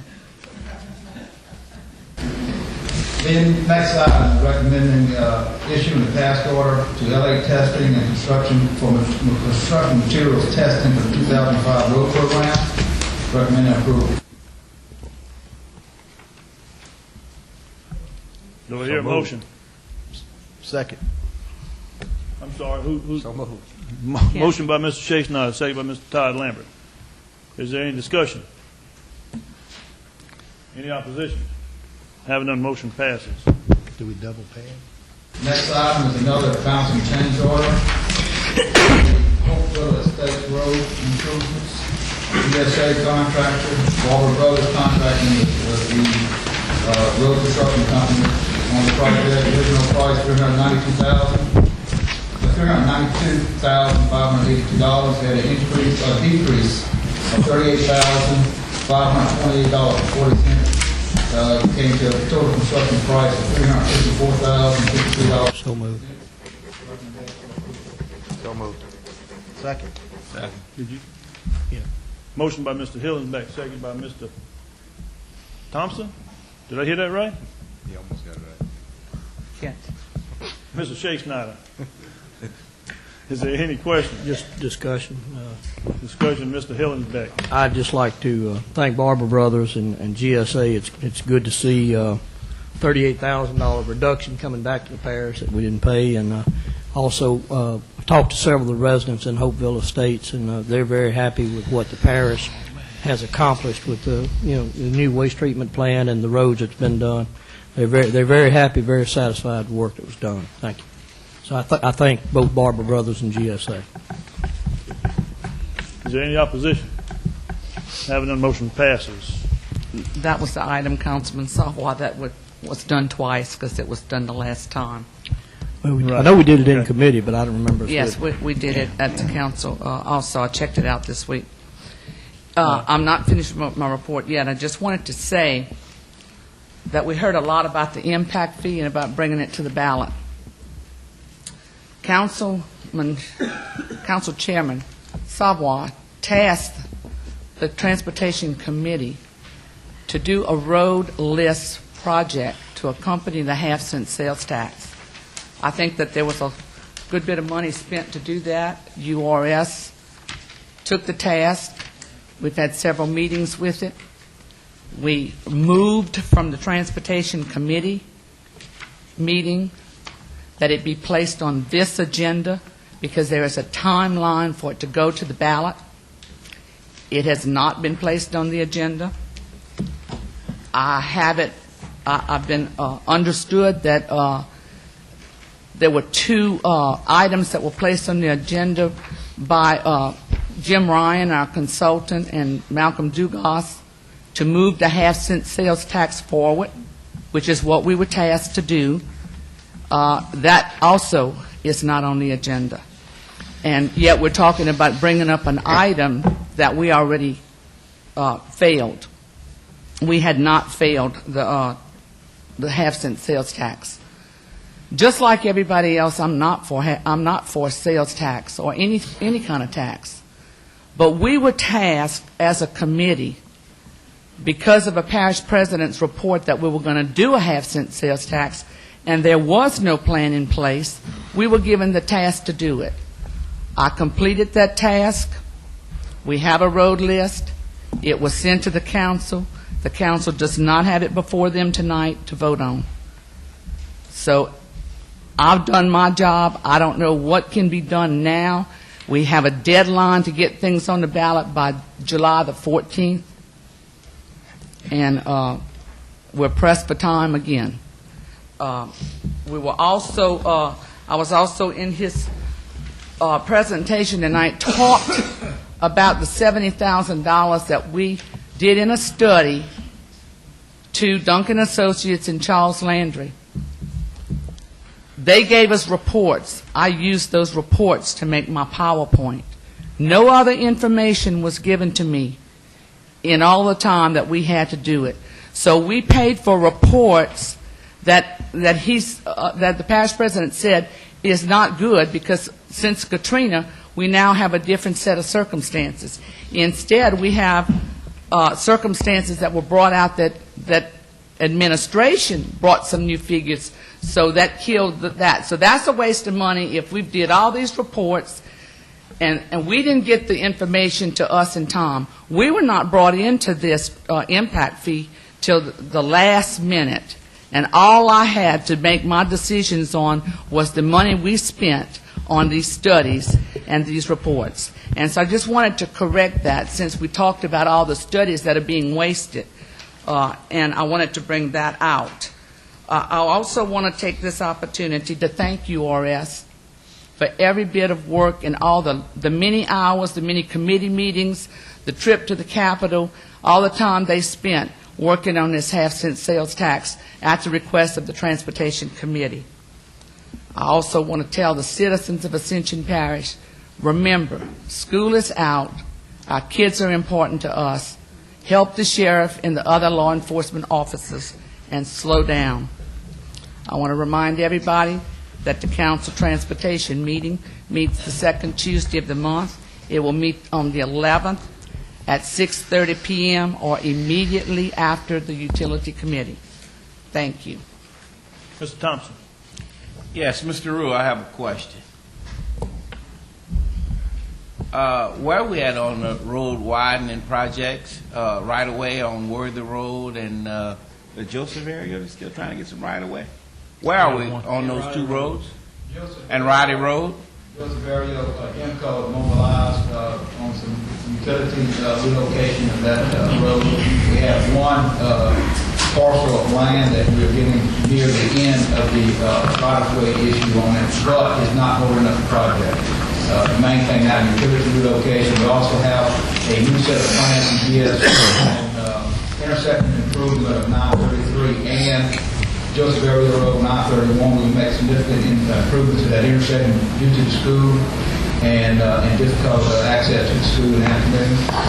West Worthy Road, we have a design from GSA, revised design, so we don't have to take as much right of way. We have that, or we'll be having it shortly. Probably this week or next. We have the revised design as of today or Monday the latest of Boudreaux Road for the right of way and utility relocation. So all of that is finally we get to the point we have things in hand where we can move forward. We also have revised plans of preliminary plans of Roddy Road from 621 to 931. So we proceed with the bridge relocations and also right-of-way acquisition of Roddy Road. We also have preliminary plans coming. Just about complete Cannon Road from the Black Bayou to Roddy Road, so we can start acquiring right-of-way through that area. So finally getting to the point we see some action. Chairman, I would like to see those roads that's on the road widening project come up under the transportation report and give us an update every meeting. Every council meeting. Here we're talking about impact fees and money to widen and do work on state roads when we got some of our own roads that we've been playing with for a couple of years. I think we need to move forward with the roads in our districts that's parish roads. Thank you, Mr. Thompson. Ms. Fontenot, you got that? Make sure you got that on your report for an update. Anything else? Just this comment, Mr. Chairman, could it, and if the pleasure of the transportation and you and the council to speed up the process, I remind you that you have the right of eminent domain and expropriation because some of the problems on Severio and Cannon and Roddy are right-of-way acquisitions. And so if you want to go in and speed it up, that's a tough situation, but we got one particularly on Boudreaux, Mr. Thompson, that we've been working on for Worthy, and we've got another problem that's come up on it, and so we got relocation issues, trying to find housing for people, so there's a lot of issues there.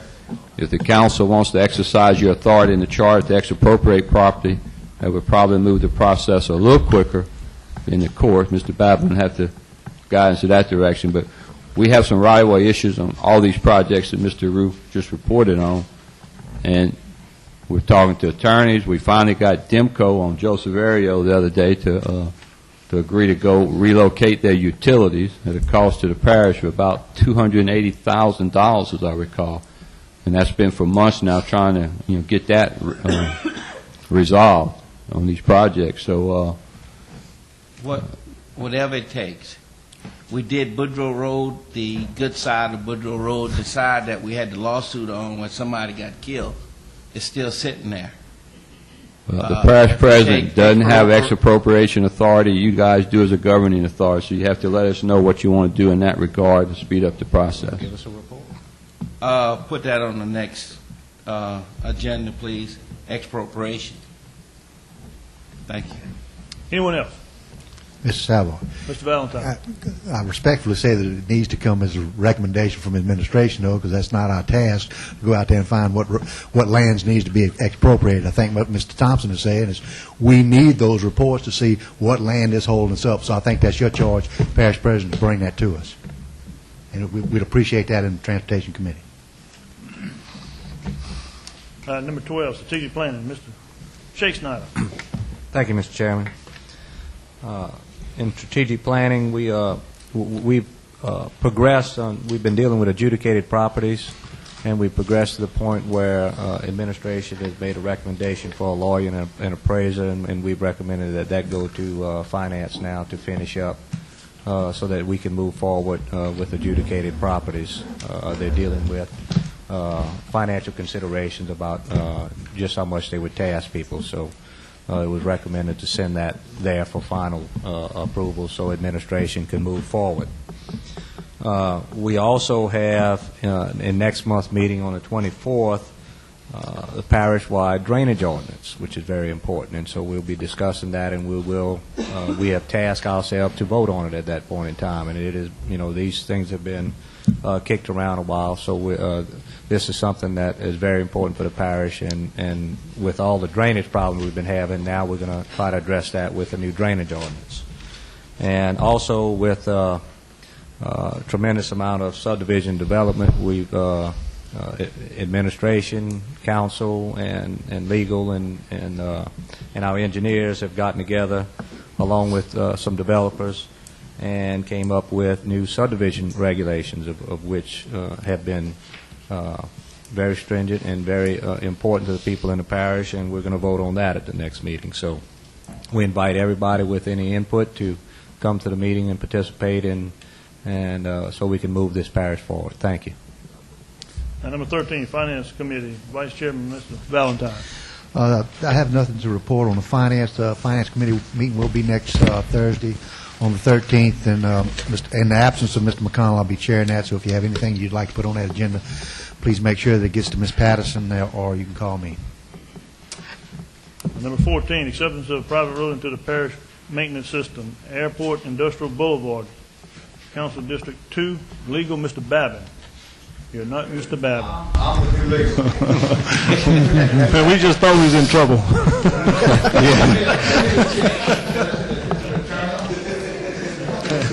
This is actually from the Planning and Zoning Commission. The vote has recommended acceptance of the airport Industrial Boulevard, which is the extension of Brucemore Lane into the parish maintenance system. Right now, it's a private road belonging to the airport authority, but it is basically been used as a public road, as an extension of Brucemore Road. Ever since they built it, it's in good shape, and we recommend acceptance of the parish. Accept. So moved. Motion by. To be clear, it says private road. It is serving a public purpose, i.e. accessing a general aviation airport. That's right. We're not taking, so to spending public money on private. That's why Mr. Babin should have handled this.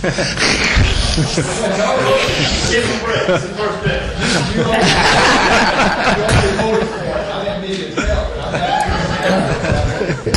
Yeah, Bill, don't send us that check for the legal, okay?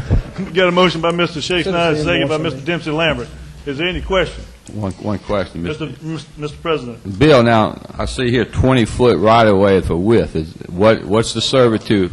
Servitude is, I have to look and see it. It's full state recommended servitude. It's about 8 feet. Well, this Right-of-way is 80 feet. Okay. So this width now is just the width of the road? The full servitude is to ASHTO and DOT standards. Thank you.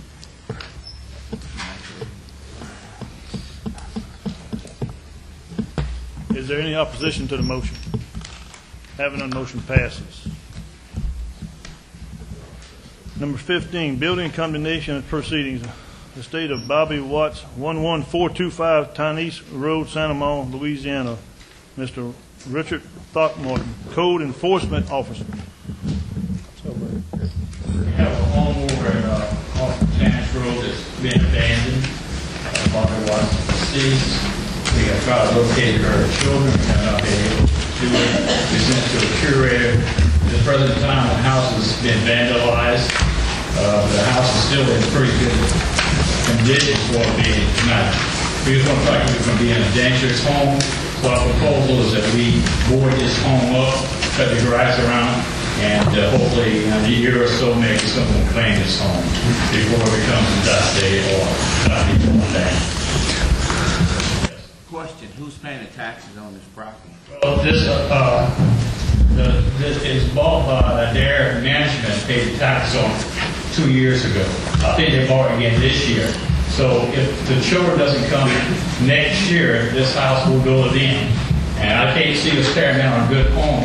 The house has been vandalized. Some of the rooms have, the sheetrock has been knocked down. So structurally, the house is in good shape. That's why we just want to board it up, keep it cleaned up, and maybe next year this house will be put back on the market.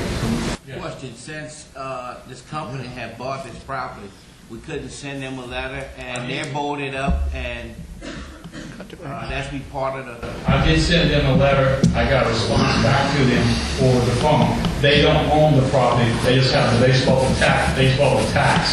They can't do anything with the home because it's not theirs. They just pay the taxes. So now next year, if we levy liens against that property, they have to pay for those taxes.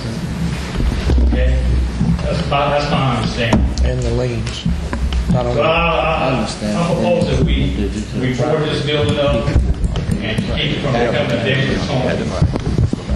Any questions? And that goes on the lien, right? The price of boarding up and cutting grass goes on, okay. What's the wishes of the council? So moved. Motion by Mr. Thompson, second by Mr. Shakespeare. Is there any question? Any opposition? Having none, motion passes.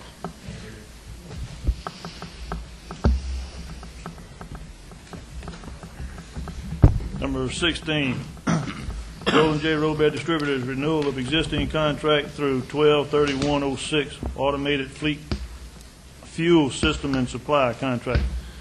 Parish paralegal, Miss Sandra, welcome to your debate. What do you got?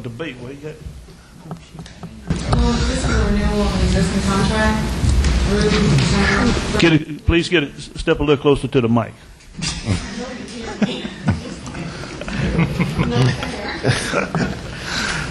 Anyway, it's existing contract with Golden Road Distributors and the parish through the end of this year. Move to accept. Second. Got a motion by Mr. Shakespeare, second by Mr. Thompson. Is there any question? Any opposition? Having none, motion passes. Number 17, agreement for professional services to provide aerial spraying for mosquitoes on an as-need basis. Ms. Sandra. This is another renewal agreement with East Parish and Ascension Parish. It's for an emergency as needed. Move to So accept. moved. Second. Got a motion by Mr. Hillensbeck, second by Mr. Dempsey Lambert. Is there any discussion? Is there any opposition? Having none, motion passes. The only thing I ask administration is when we do expend some money on that, rather just come back to the council and let us know how much money we're spending on it as we go along. Will do. Thank you. And, Mr. Chairman, Mr. Dempsey. if all possible, please let them have a notice on the TV channel that Please. they're going to be spraying, please. Please, because that's scary.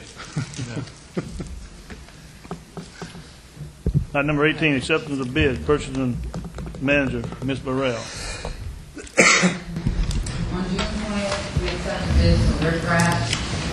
We received one bid from construction aggregate, and we recommend accepting it. Motion to accept the lowest qualifying bid, Mr. Chairman. Motion by Mr. Byrick, second by Mr. Todd Lambert. Is there any question? Is there any opposition? Having done, motion passes.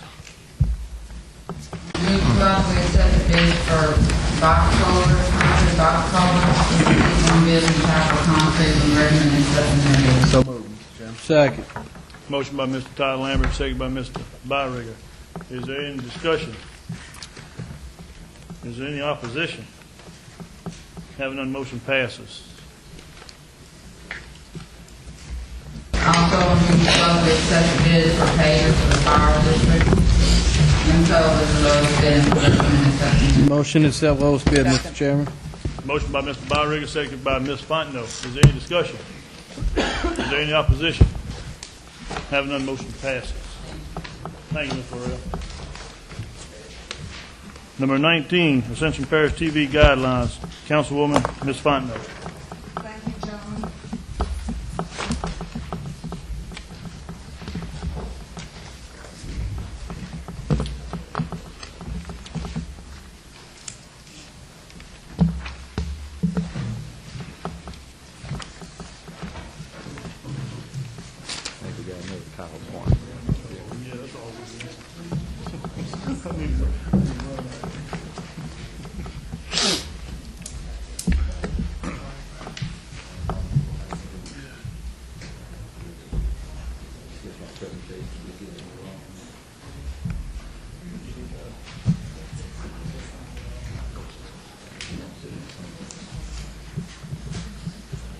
We have a need for guidelines.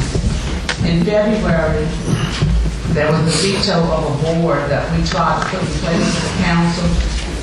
We pretty well unanimously did it. And this board was drafted guidelines to decide which direction we're going to go in. But that got vetoed. And after that, I thought that we needed to have some in place.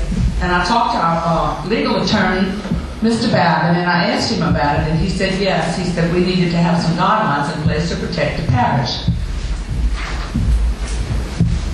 Placed in your packet, you have an agenda item, and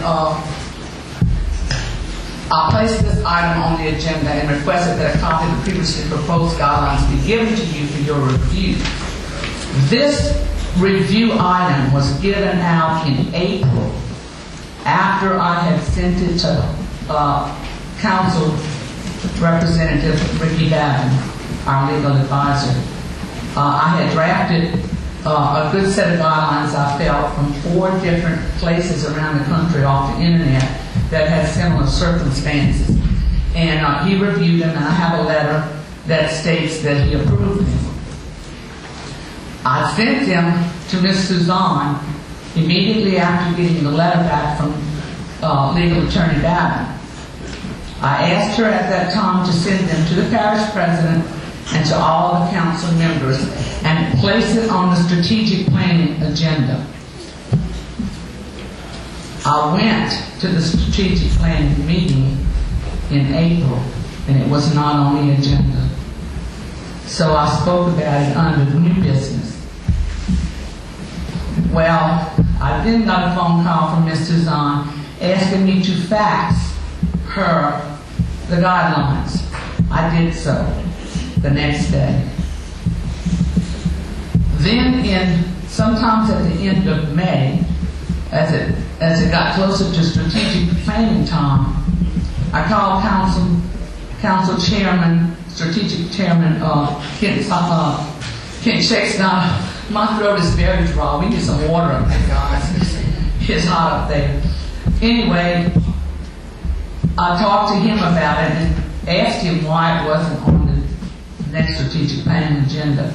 Well, he kind of felt like it would get vetoed, and if we didn't have the support, so he wasn't ready to go forward with it. I told him at that time we had no guidelines in place and that we needed to have some guidelines in place to protect the parish.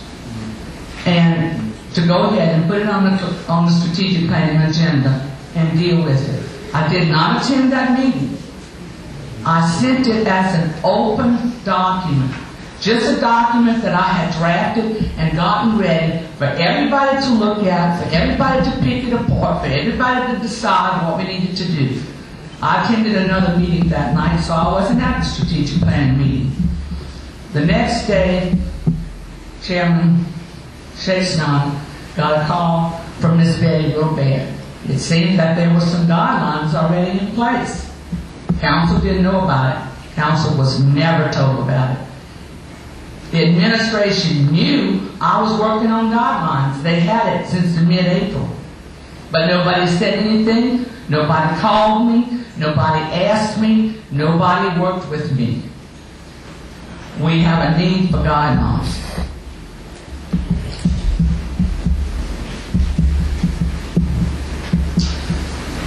The guidelines that I put in your packet still left some concerns of some people. So I went back. I would like to propose an amended copy to address previously stated concerns. I'm giving you copies of the guideline showing you in red what I have changed. In the first edition, several people have been complaining because they were worried about controversial issues coming on our TV. So I addressed this issue with some language that's coming out of the New Orleans Access TV Guidelines, a set of guidelines this thick that was given to me by Dottie Valletta, a board member. The AP, this is what the first edition will read. The Ascension Parish Council reserves the right to deny any programming with content that is deemed controversial, objectionable, promotes hatred toward any individual or group or social group, or promotes the commission of hate crimes or other crimes of violence. The Ascension Parish attorney will render the final decision on behalf of the parish. This totally protects us. Our second edition. Equipment and resources, including staff, will not be available for anyone outside the parish unless there is a cooperative endeavor agreement with the Ascension Parish Council. Training requirements established by the technology manager must be completed before usage. The Ascension Parish guidelines need to be adopted by ordinance, that they may be law, that they may be sustained as the law of Ascension Parish. Legal counsel has advised this, and he has approved the guidelines that I sent him in April. The Ascension Parish Charter, Section 602 at C2. An ordinance may be introduced by any member of the governing authority or by the parish president at any regular or special meeting of the governing authority. This is a regular meeting. I have an ordinance drafted, attached to the guidelines, and I move to introduce this ordinance this night. I second. I call for a public hearing on July the 20th. Thank you.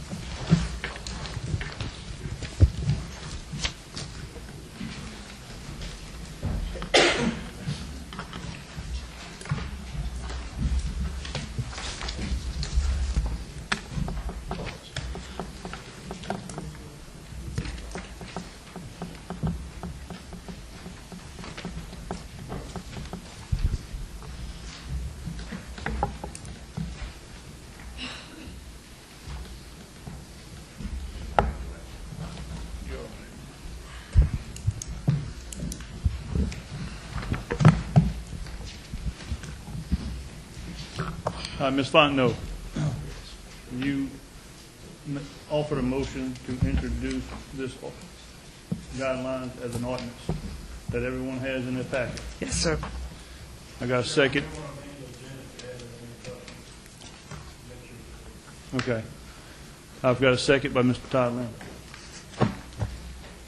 All right, let me find my agenda.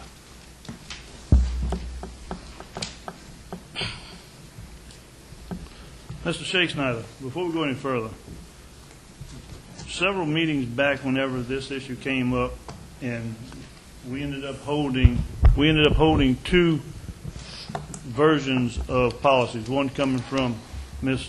Fontenot, the other coming from administration, and I looked at it, and I seen a lot of similarities, so if I'm not mistaken, I think I gave those two to you to work it through the strategic planning committee to see if you couldn't mesh these two together. Where did you take it from there? Where are we? We called a special meeting, at which we asked administration to come forward with it and sit down with everyone in the TV committee and try to work out any differences. Administration declined to attend. They stated that I spoke with Mr. Heisel. He stated that he would not attend any meetings, as their position was that they administration thought that they were tasked with the TV, administering the TV, and they would write the guidelines, and that if we wish to pursue any different course of action, that we were to get legal opinion that differed from that, of which we agreed to wait on Mr. Babin's opinion, of which we have received tonight.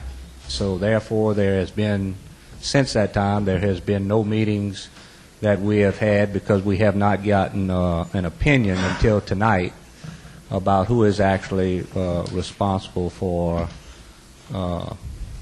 instituting the guidelines. All right. Thank you, Mr. Shakespeare. I do have someone in the audience wishing to speak on item number 19. We're going to hear from Ms. Maxine Crump. Point of order, Mr. Chairman. Mr. Valentine? I think I heard our legal advisor to say that essentially if we're going to vote on the ordinance, we need to put it on the agenda as an ordinance, which would require 2/3. Am I right? I move that we put this the agenda as introduction of an ordinance on the agenda to discuss. That would be before she would speak. I got a motion to add agenda item, which is introducing a ordinance for television policies by Mr. Valentine. There was a second by Mr. Todd Lambert. Any discussion? I guess I have a question. Mr. Hillensbeck. Thank you. I just got this tonight, and time and time again I've heard work the committee process, work this through committee. I think it would have been appropriate for this to go to strategic planning, and maybe you make your presentation there. Thank you. With all due respect, from what I just heard is the strategic planning committee chairman attempted to have meetings with administration. Administration elected not to attend. So therefore, we can move it to the next level, which is bringing it before the full council, and the full council will make a decision. Point of order, Mr. Chairman. You cloud the issues. I'm not clouding the issue, Mr. Hillensbeck. Well, again, tonight is the first time I've seen this particular document, the ordinance that's being introduced. Now, whether or not the parish president or the administration comes forward and participates with strategic planning, that's one issue. But us seeing this document firsthand should be in committee. I mean, if there's one thing that's been stressed all along is use the committee process. And again, I think that's where this should begin. Okay, thank you. Mr. Byringer. I'm going to pass, Mr. Chairman. Thank you. Mr. Valentine. I was just going to add, since Mr. McConnell's not here, he usually interjects at this time. It's just an introduction of an ordinance, and we got 2 weeks to read it. So, well, Ms. Fontenot. The charter supersedes our guidelines. I tried to get it on the strategic planning agenda in April, and it didn't go. I put it on the agenda in May, and you discussed it. We had a special meeting, and we discussed it. It has been through strategic planning, and I'm taking my liberties as a councilman representing District 4 to introduce this ordinance to bring guidelines to their channel. Thank you. Mr. Chairman. Mr. Again, it's pretty evident that we cherry pick and we decide we're going to use the committee process when it's convenient, and we don't use it when we're not having our way. If you want to get down to particulars, I tried to respond to your comments and a couple of members of the audience's comments at the last strategic planning meeting, because in some cases there was a lot of misrepresented facts and misrepresented information, and I was gavelled down by the chairman. Couldn't even respond. And so so anyway, again, I'd like to see us, if we're going to use the committee process, let's use it. And again, I really I just don't think that to be shown an introduction of an ordinance at a council meeting and it hadn't been in committee, I think it's inappropriate. Thank you. Ms. Fontenot.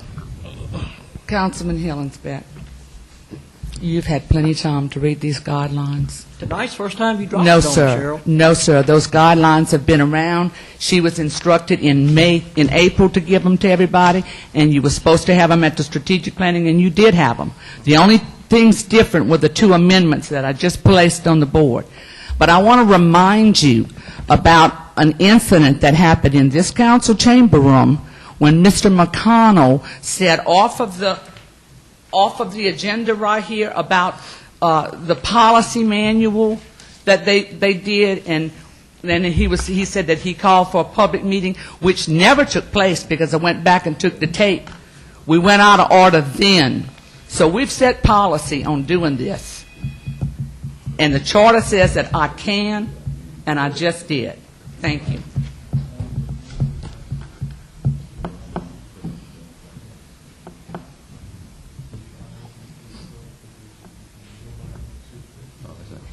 Anyone else? Yes, sir, Mr. Chairman. Mr. Chairman, just for Mr. clarification, that document, except for the two amendments, has been given out at 3 different strategic planning meetings.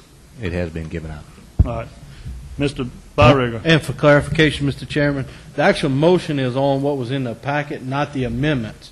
So the motion tonight to introduce is what has been in strategic planning 3 times. The motion is not on amendments tonight. You make the amendments when you actually vote on the ordinance.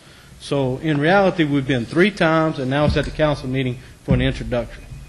So there's your clarification. Mr. Valentine? I'm just going to say point of order. We need to go ahead and vote on the motion to discuss it, because we're discussing something we really need to move on. We got to get 2/3, otherwise it's just mute point.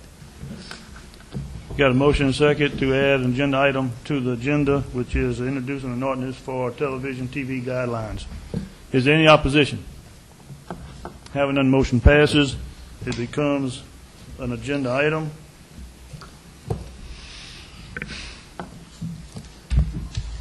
I move to introduce the ordinance. Got a motion by Ms. Fontenot, second by Mr. Todd Lambert to introduce the ordinance. Question? You got a second. Public. You got a second by Mr. Todd Lambert. Yes, I'm sorry. Thank you, Mr. Valentine. All right, before we go any further, we're going to listen to the guest in the House that wants to speak on this issue, Ms. Maxine Crump. Thank you.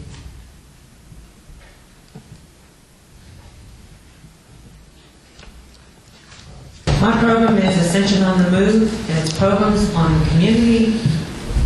And I've been presenting community programs for 7 years in the parish through APTV and now independently through Ascension on the Move. The programs air on ETEL 4, Cox 20, and Metro 21. And when the presentation was given by Ms. Robert earlier, he said that many parishes were studied as to how their government access channel run. One that was not mentioned was Metro Baton Rouge, and Metro 21 has been in operation for 10, maybe 15 years. And so I spoke with Dennis McCain, who is the manager of the programs through Baton Rouge. And one of the things he said to me was distinctly that a government access channel and a public access channel are 2 different things. That a government access channel with guidelines is the way they run their channel. And he said that Lafayette's problem that they had was because they had a public access channel. He says they run their program with a budget, their channel with a budget program, and much of their budget is for programming. They do not feel the need to spend money on equipment, and cost runs all of their government, all their meetings. They said they are passionate about community programs, and they believe that people are a part of government. And they would not consider having their channel without community programs. And they said their guidelines have kept them from having one single problem. They have never had a problem. And they said if anybody came in with inappropriate programming, the answer would be no, you cannot put it on the channel. They said that there is no value there's no price that you can put on the value of showing people on their own community programming. And he says that there is nothing greater than knowing that you have covered an awards program of law enforcement officers where their child could see their father or mother receive an award for government, for having been an outstanding officer, that is a lifetime memory for that child. They say they get letters every day about the programs that they bring to the community. and that they had a national consultant come in, not from TV, but they came in to study their payroll. And this is a company that travels all over the country studying different parish governments or county governments, as it is in other areas, studying them for their payroll. But while there, they made a specific point to come in and say, you guys have about the best government access channel we've seen anywhere in the country. They said they don't have commercials in their community programs because they pay other programs. But if they needed to have sponsored programs, they could pay. There is a way to guide how they use businesses to underwrite their programs. Ms. Maxine, your 3 minutes are up, so go ahead and close, please. Okay. What I'd like to say is that Ascension on the Move can be seen on various channels, and I would like to be able to say that Ascension on the Move is on Ascension 29. Thank you. Ms. Suzanne, does anyone else sign up to speak on this particular issue? All right. Anyone else has anything to say? Yes, sir, Mr. Chair. Mr. President. Mr. Shea Steiner, I think, said that the administration chose not to participate in that meeting. As I recall, that was a meeting called that afternoon right before a parish council meeting where, believe it or not, my schedule is pretty full before a council meeting, and we certainly don't appreciate a meeting being called in the spur of the moment. I find it interesting that I was accused of hiding something in my parish president's report. Now we're introducing an ordinance that wasn't on the agenda at all under 2/3 of emergency, where your own policies and guidelines that this body adopted says that must be sent to the council chairman in writing by noon of the day of the meeting. And all of a sudden, this is emergency. And your own policies also say that this agenda will be proposed by the chairman and the parish president, which Jerry and I have tried to do and talk about. So let's at least be consistent in what we're doing here. Now, so the administration has participated in many discussions on TV, and as I said the night of the veto, I did not veto Ms. Fontenot, just the board. I vetoed your entire ordinance, and I marked it up and wrote down several things that I sent back that was unacceptable to the executive branch of government as the administrator of the parish. And you as the legislative branch obviously have an opportunity to correct that ordinances if you so choose, and we try to reach a win-win. Now, we can keep doing this for as long as we want to. We'll veto it, and we'll come back for another special meeting if that's what you want to do until we reach some kind of consensus. I'll state again, as I did many times in the past, our first priority needs to get the quality and get it going like we have been. I think we've made significant progress, as Mr. Osmond has pointed out, in what we've had in the past. And as I told you back in March, if you go back and check those minutes and watch that video, and I was glad to see Maxine make one of my biggest points for over a year now, that you do not merge a public channel with a government channel. And when I talked to the same gentleman she referenced, he told me that as well. I've called and talked to many people on this issue. And I guess if I was in the production business and I could get free airway, I would try to do that too, from a capitalistic point of view. But that's not the role of government, to provide businesses with a free avenue to express themselves. And so I'll be happy to debate this issue and talk to you, as we say in the country, folks, till the cows come home. Or we can sit down behind closed doors and try to reach a compromise that we all agree on. I'll leave that up to you. But this is one of those issues where I will stand firm in what I believe in, and I respect you for doing the same, and I expect you to respect me for where I stand. And if we need the third branch of government to make a decision, well, we'll go that way, through the court system if we need to. Thank you very much, Mr. Chairman. Any further questions? Mr.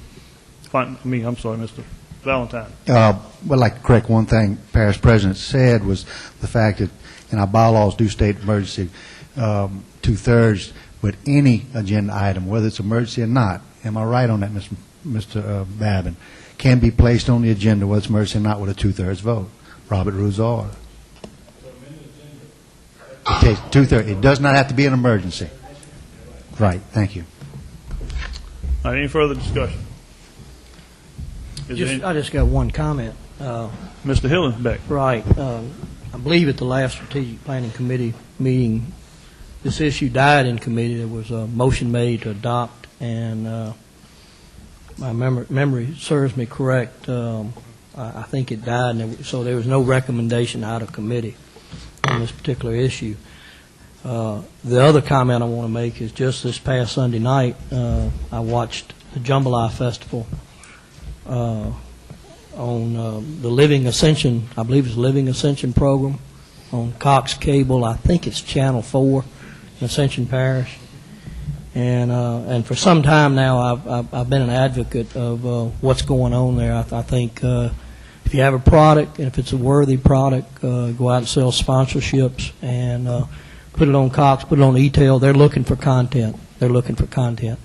And it's place and time for everything, and I think that's where that local programming should take place, not on the government channel. Thank you. Mr. Todd Lambert. Yeah, Mr. Chairman. Mr. Hillensbeck, I was at that strategic. I'm on that committee. This agenda was not brought up. The next agenda item was the one that got denied, not this one. Speaking your mic, please. The guidelines from Mrs. Fontenot's did not get brought up. You are mistaken on that one. The next agenda item was the one that got rejected, which I'm going to bring up after we vote on this issue. Okay, I stand corrected. Thank you. Is there any opposition to the motion? Having none, motion passes. I object. One objection, Mr. Hillensbeck. 19A.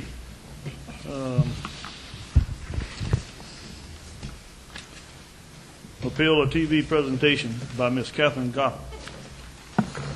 Let me come on up, Ms. Goffert. Mr. Lambert, I'm sorry, go ahead.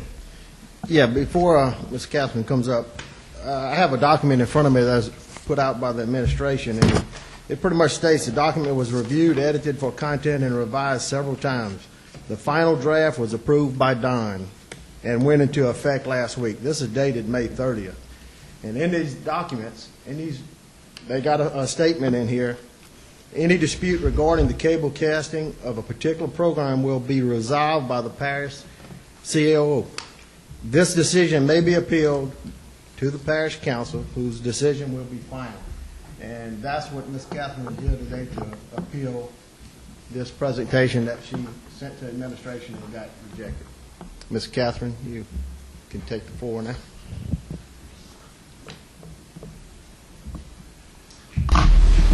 Thank you for your time. Good evening, council members and citizens. Excuse me just a minute. Let me inform the council. Ms. Goffert submitted a tape to be aired on our channel. She was denied. There is a appeals process through the administration's bylaws. She was rejected throughout the appeals. The final appeals is the full council. That's why Ms. Goffert is here appealing her case to the full council. All right, Ms. Goffert, go ahead. Thank you. I'm just going to review a little bit about the process. This has been several months this has gone on, and I've tried to be very patient. I appreciate the people in administration helping me. I have nothing personally against any person in this administration. I hope that as I speak, they want to take these comments that I'm going to make personally, because that's not what it's about. It's the process. I do have to say that the citizens of Ascension Parish should know that the administration does not follow its own guidelines. Actions do speak louder than words. And I want to use the administration's own guidelines tonight to show how they are discriminating against me as a citizen of Ascension Parish. It is really sad that when I went to the Strategic Planning Committee, that item was on the agenda as a courtesy. I didn't have to go to the Strategic Planning Committee, but at that committee, 2 members of this parish council denied me the due process that this administration had put in place. What a travesty. On March 23rd, I submitted a 59-minute program, Keys to Good Government. It's a nice title for what we're going through right now in our parish, isn't it, gentlemen and ladies? We need good government. I get sneers, I get snide remarks made to me. I'm called all kind of names by people in this room because I get up at the podium and want to be civically minded and get involved in government. I want the citizens of Ascension Parish to know tonight that what I do is not appreciated by this council, many of you, not all of you, nor the parish president. And when I go into the office to get public documents, there is no access there. I ask questions and I'm not answered. I do not get answers. And the whole thing that's going on between me and this administration and all these PowerPoints that are coming out, I'm not trying to misrepresent anything. I'm not being told the truth for a reason. Why, I don't know. Because I'm just asking questions. And I get attacked because I ask questions and want to see what my government is doing with the money that the taxpayers give it. And you are rude to me, you insult me, but even so, I'm here tonight to appeal to this council. I receive copyright privileges for this program. Took upon myself because I feel it's an excellent program. There's a lot of things said in this program that if we would sit down and really take them to heart, we'd treat each other differently.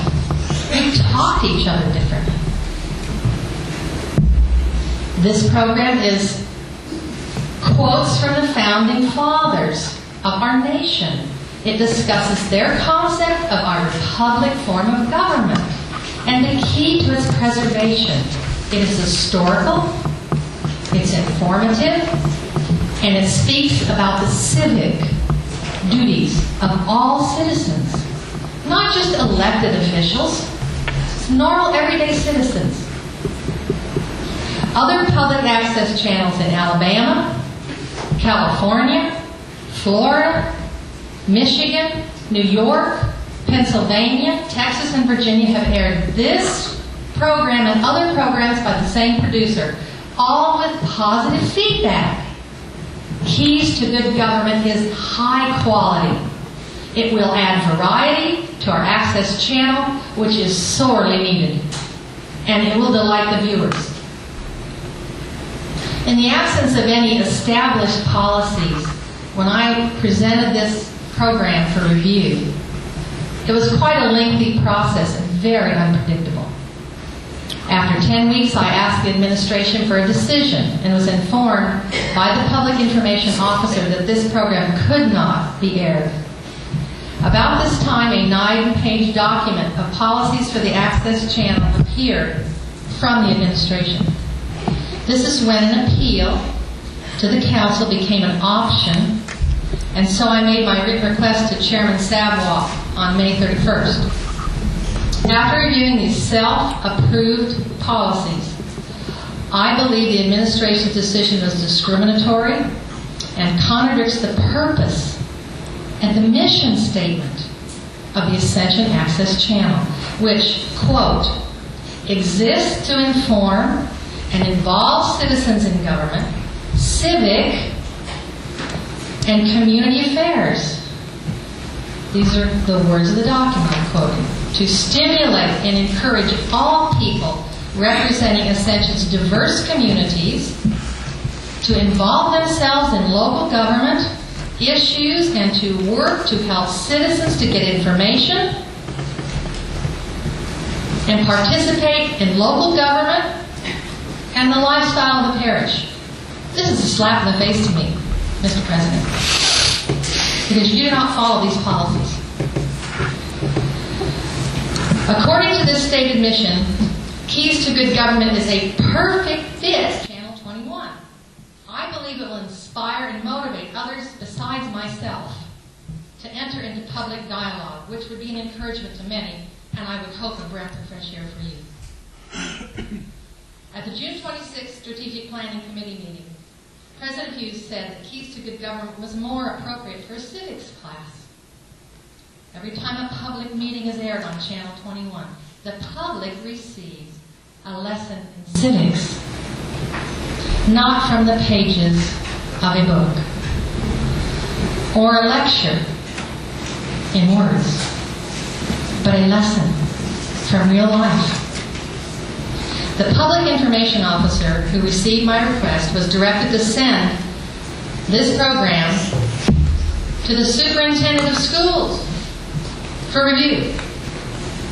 When the parish president vetoed the Citizens Advisory Board, he stated that no educational programming could be placed on the, quote, government channel because it was for government programs only. If educational programming is not allowed on the channel, why has the administration asked the public schools to consider broadcasting this program on Channel 21 if they refused to air the program when I submitted it? Non-government agencies, groups, or individuals. This is a quote from the document at page 3 at 6.4. I'm going to give you the guidelines if you don't have them in a moment, but I want you to listen to what I'm saying. This is what it says. Non-government agencies, groups, or individuals are allowed to submit programming requests. That's what I did. Government, educational, and public programming are all allowed in these administration bogus, I'm going to call them bogus because that's what they are, policies.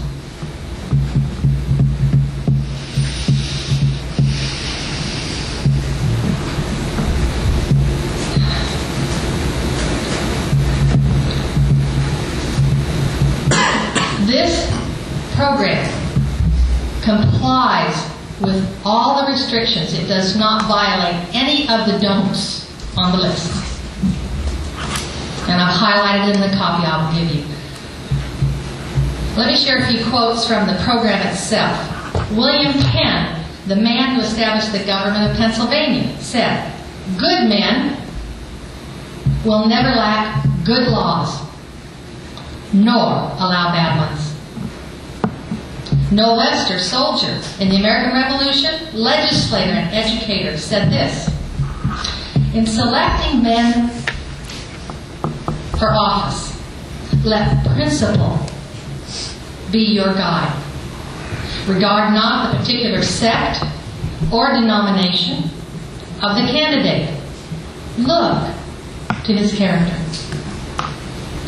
President James Garfield, on the centennial celebration of America, explained, "Now more than ever, before the people are responsible for the character of their Congress.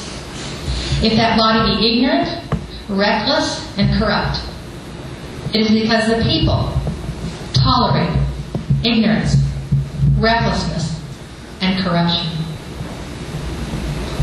Benjamin Rush, founding father and signer of the Declaration, stated, "Every citizen must watch for the state as if its liberties depended upon his vigilance alone." To my knowledge, only council member Fontenot, Hillingsbeck, and Shakespeare had an opportunity to view Keys to Good Government. Mr. Shakespeare has a copy of the DVD and a script for the council to use, and I am also going to make available tonight an additional copy of the DVD and a script for your review as you consider this appeal. Do we really want good government in Ascension Parish? This program will not only educate our citizens about the past, but provide wisdom for the present as we work together for good government. That's my goal. Is it yours? We have just celebrated our nation's independence from the tyrannical rule of England. Is it not fitting that this program be aired to honor all those who have risked their lives, fortunes, and sacred honor to secure our freedoms for self-rule? I want to thank you for your attention and your consideration of this excellent programming for Ascension Access Channel 21.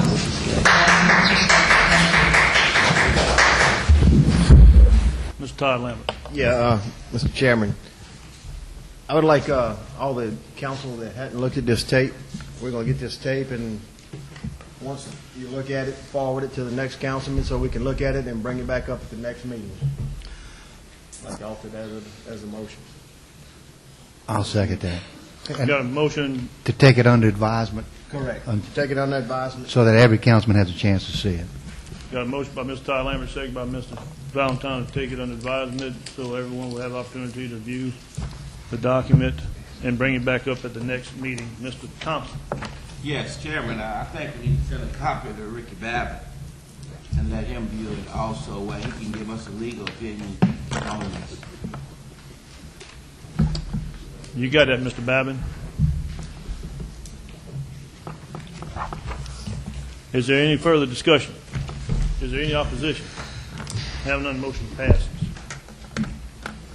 Number 20, got introduction of an ordinance amending Ascension Parish subdivision regulations, section 60.100, hardship regulations governing division of lands among family members. Motion by Second. Mr. Thompson, second by Mr. Valentine to introduce. Is there any discussion? Any opposition? Having none, motion passes. This is one that we need to look at very closely, gentlemen. Ms. Fontenot. Number 21, introduction of ordinance, transfer of 1979 Ford F-350 rescue truck to Union Convent Volunteer Fire Department by Fire District Number 3. Motion to introduce. Second. Motion by Mr. Todd Lambert, second by Mr. Valentine to introduce. Is there any discussion? Is there any opposition? Having none, motion passes. Number 22, introduction of an ordinance revoking the existing portion of the street right-of-way in front of lots 11 through 15 DS campsites, K Drive, located in section 11, Township 8 South, Range 3 East, Ascension Parish. Moved in. Second. Motion by Mr. Valentine, second by Mr. Vincent Lambert. Is there any question? Is there any opposition? Having none, motion passes. Number 23. Motion adjourned, Mr. Chairman. Motion by Mr. Byrigger, second by Mr. Valentine to adjourn. Is there any opposition? Having none, motion passes. Good night, ladies and gentlemen.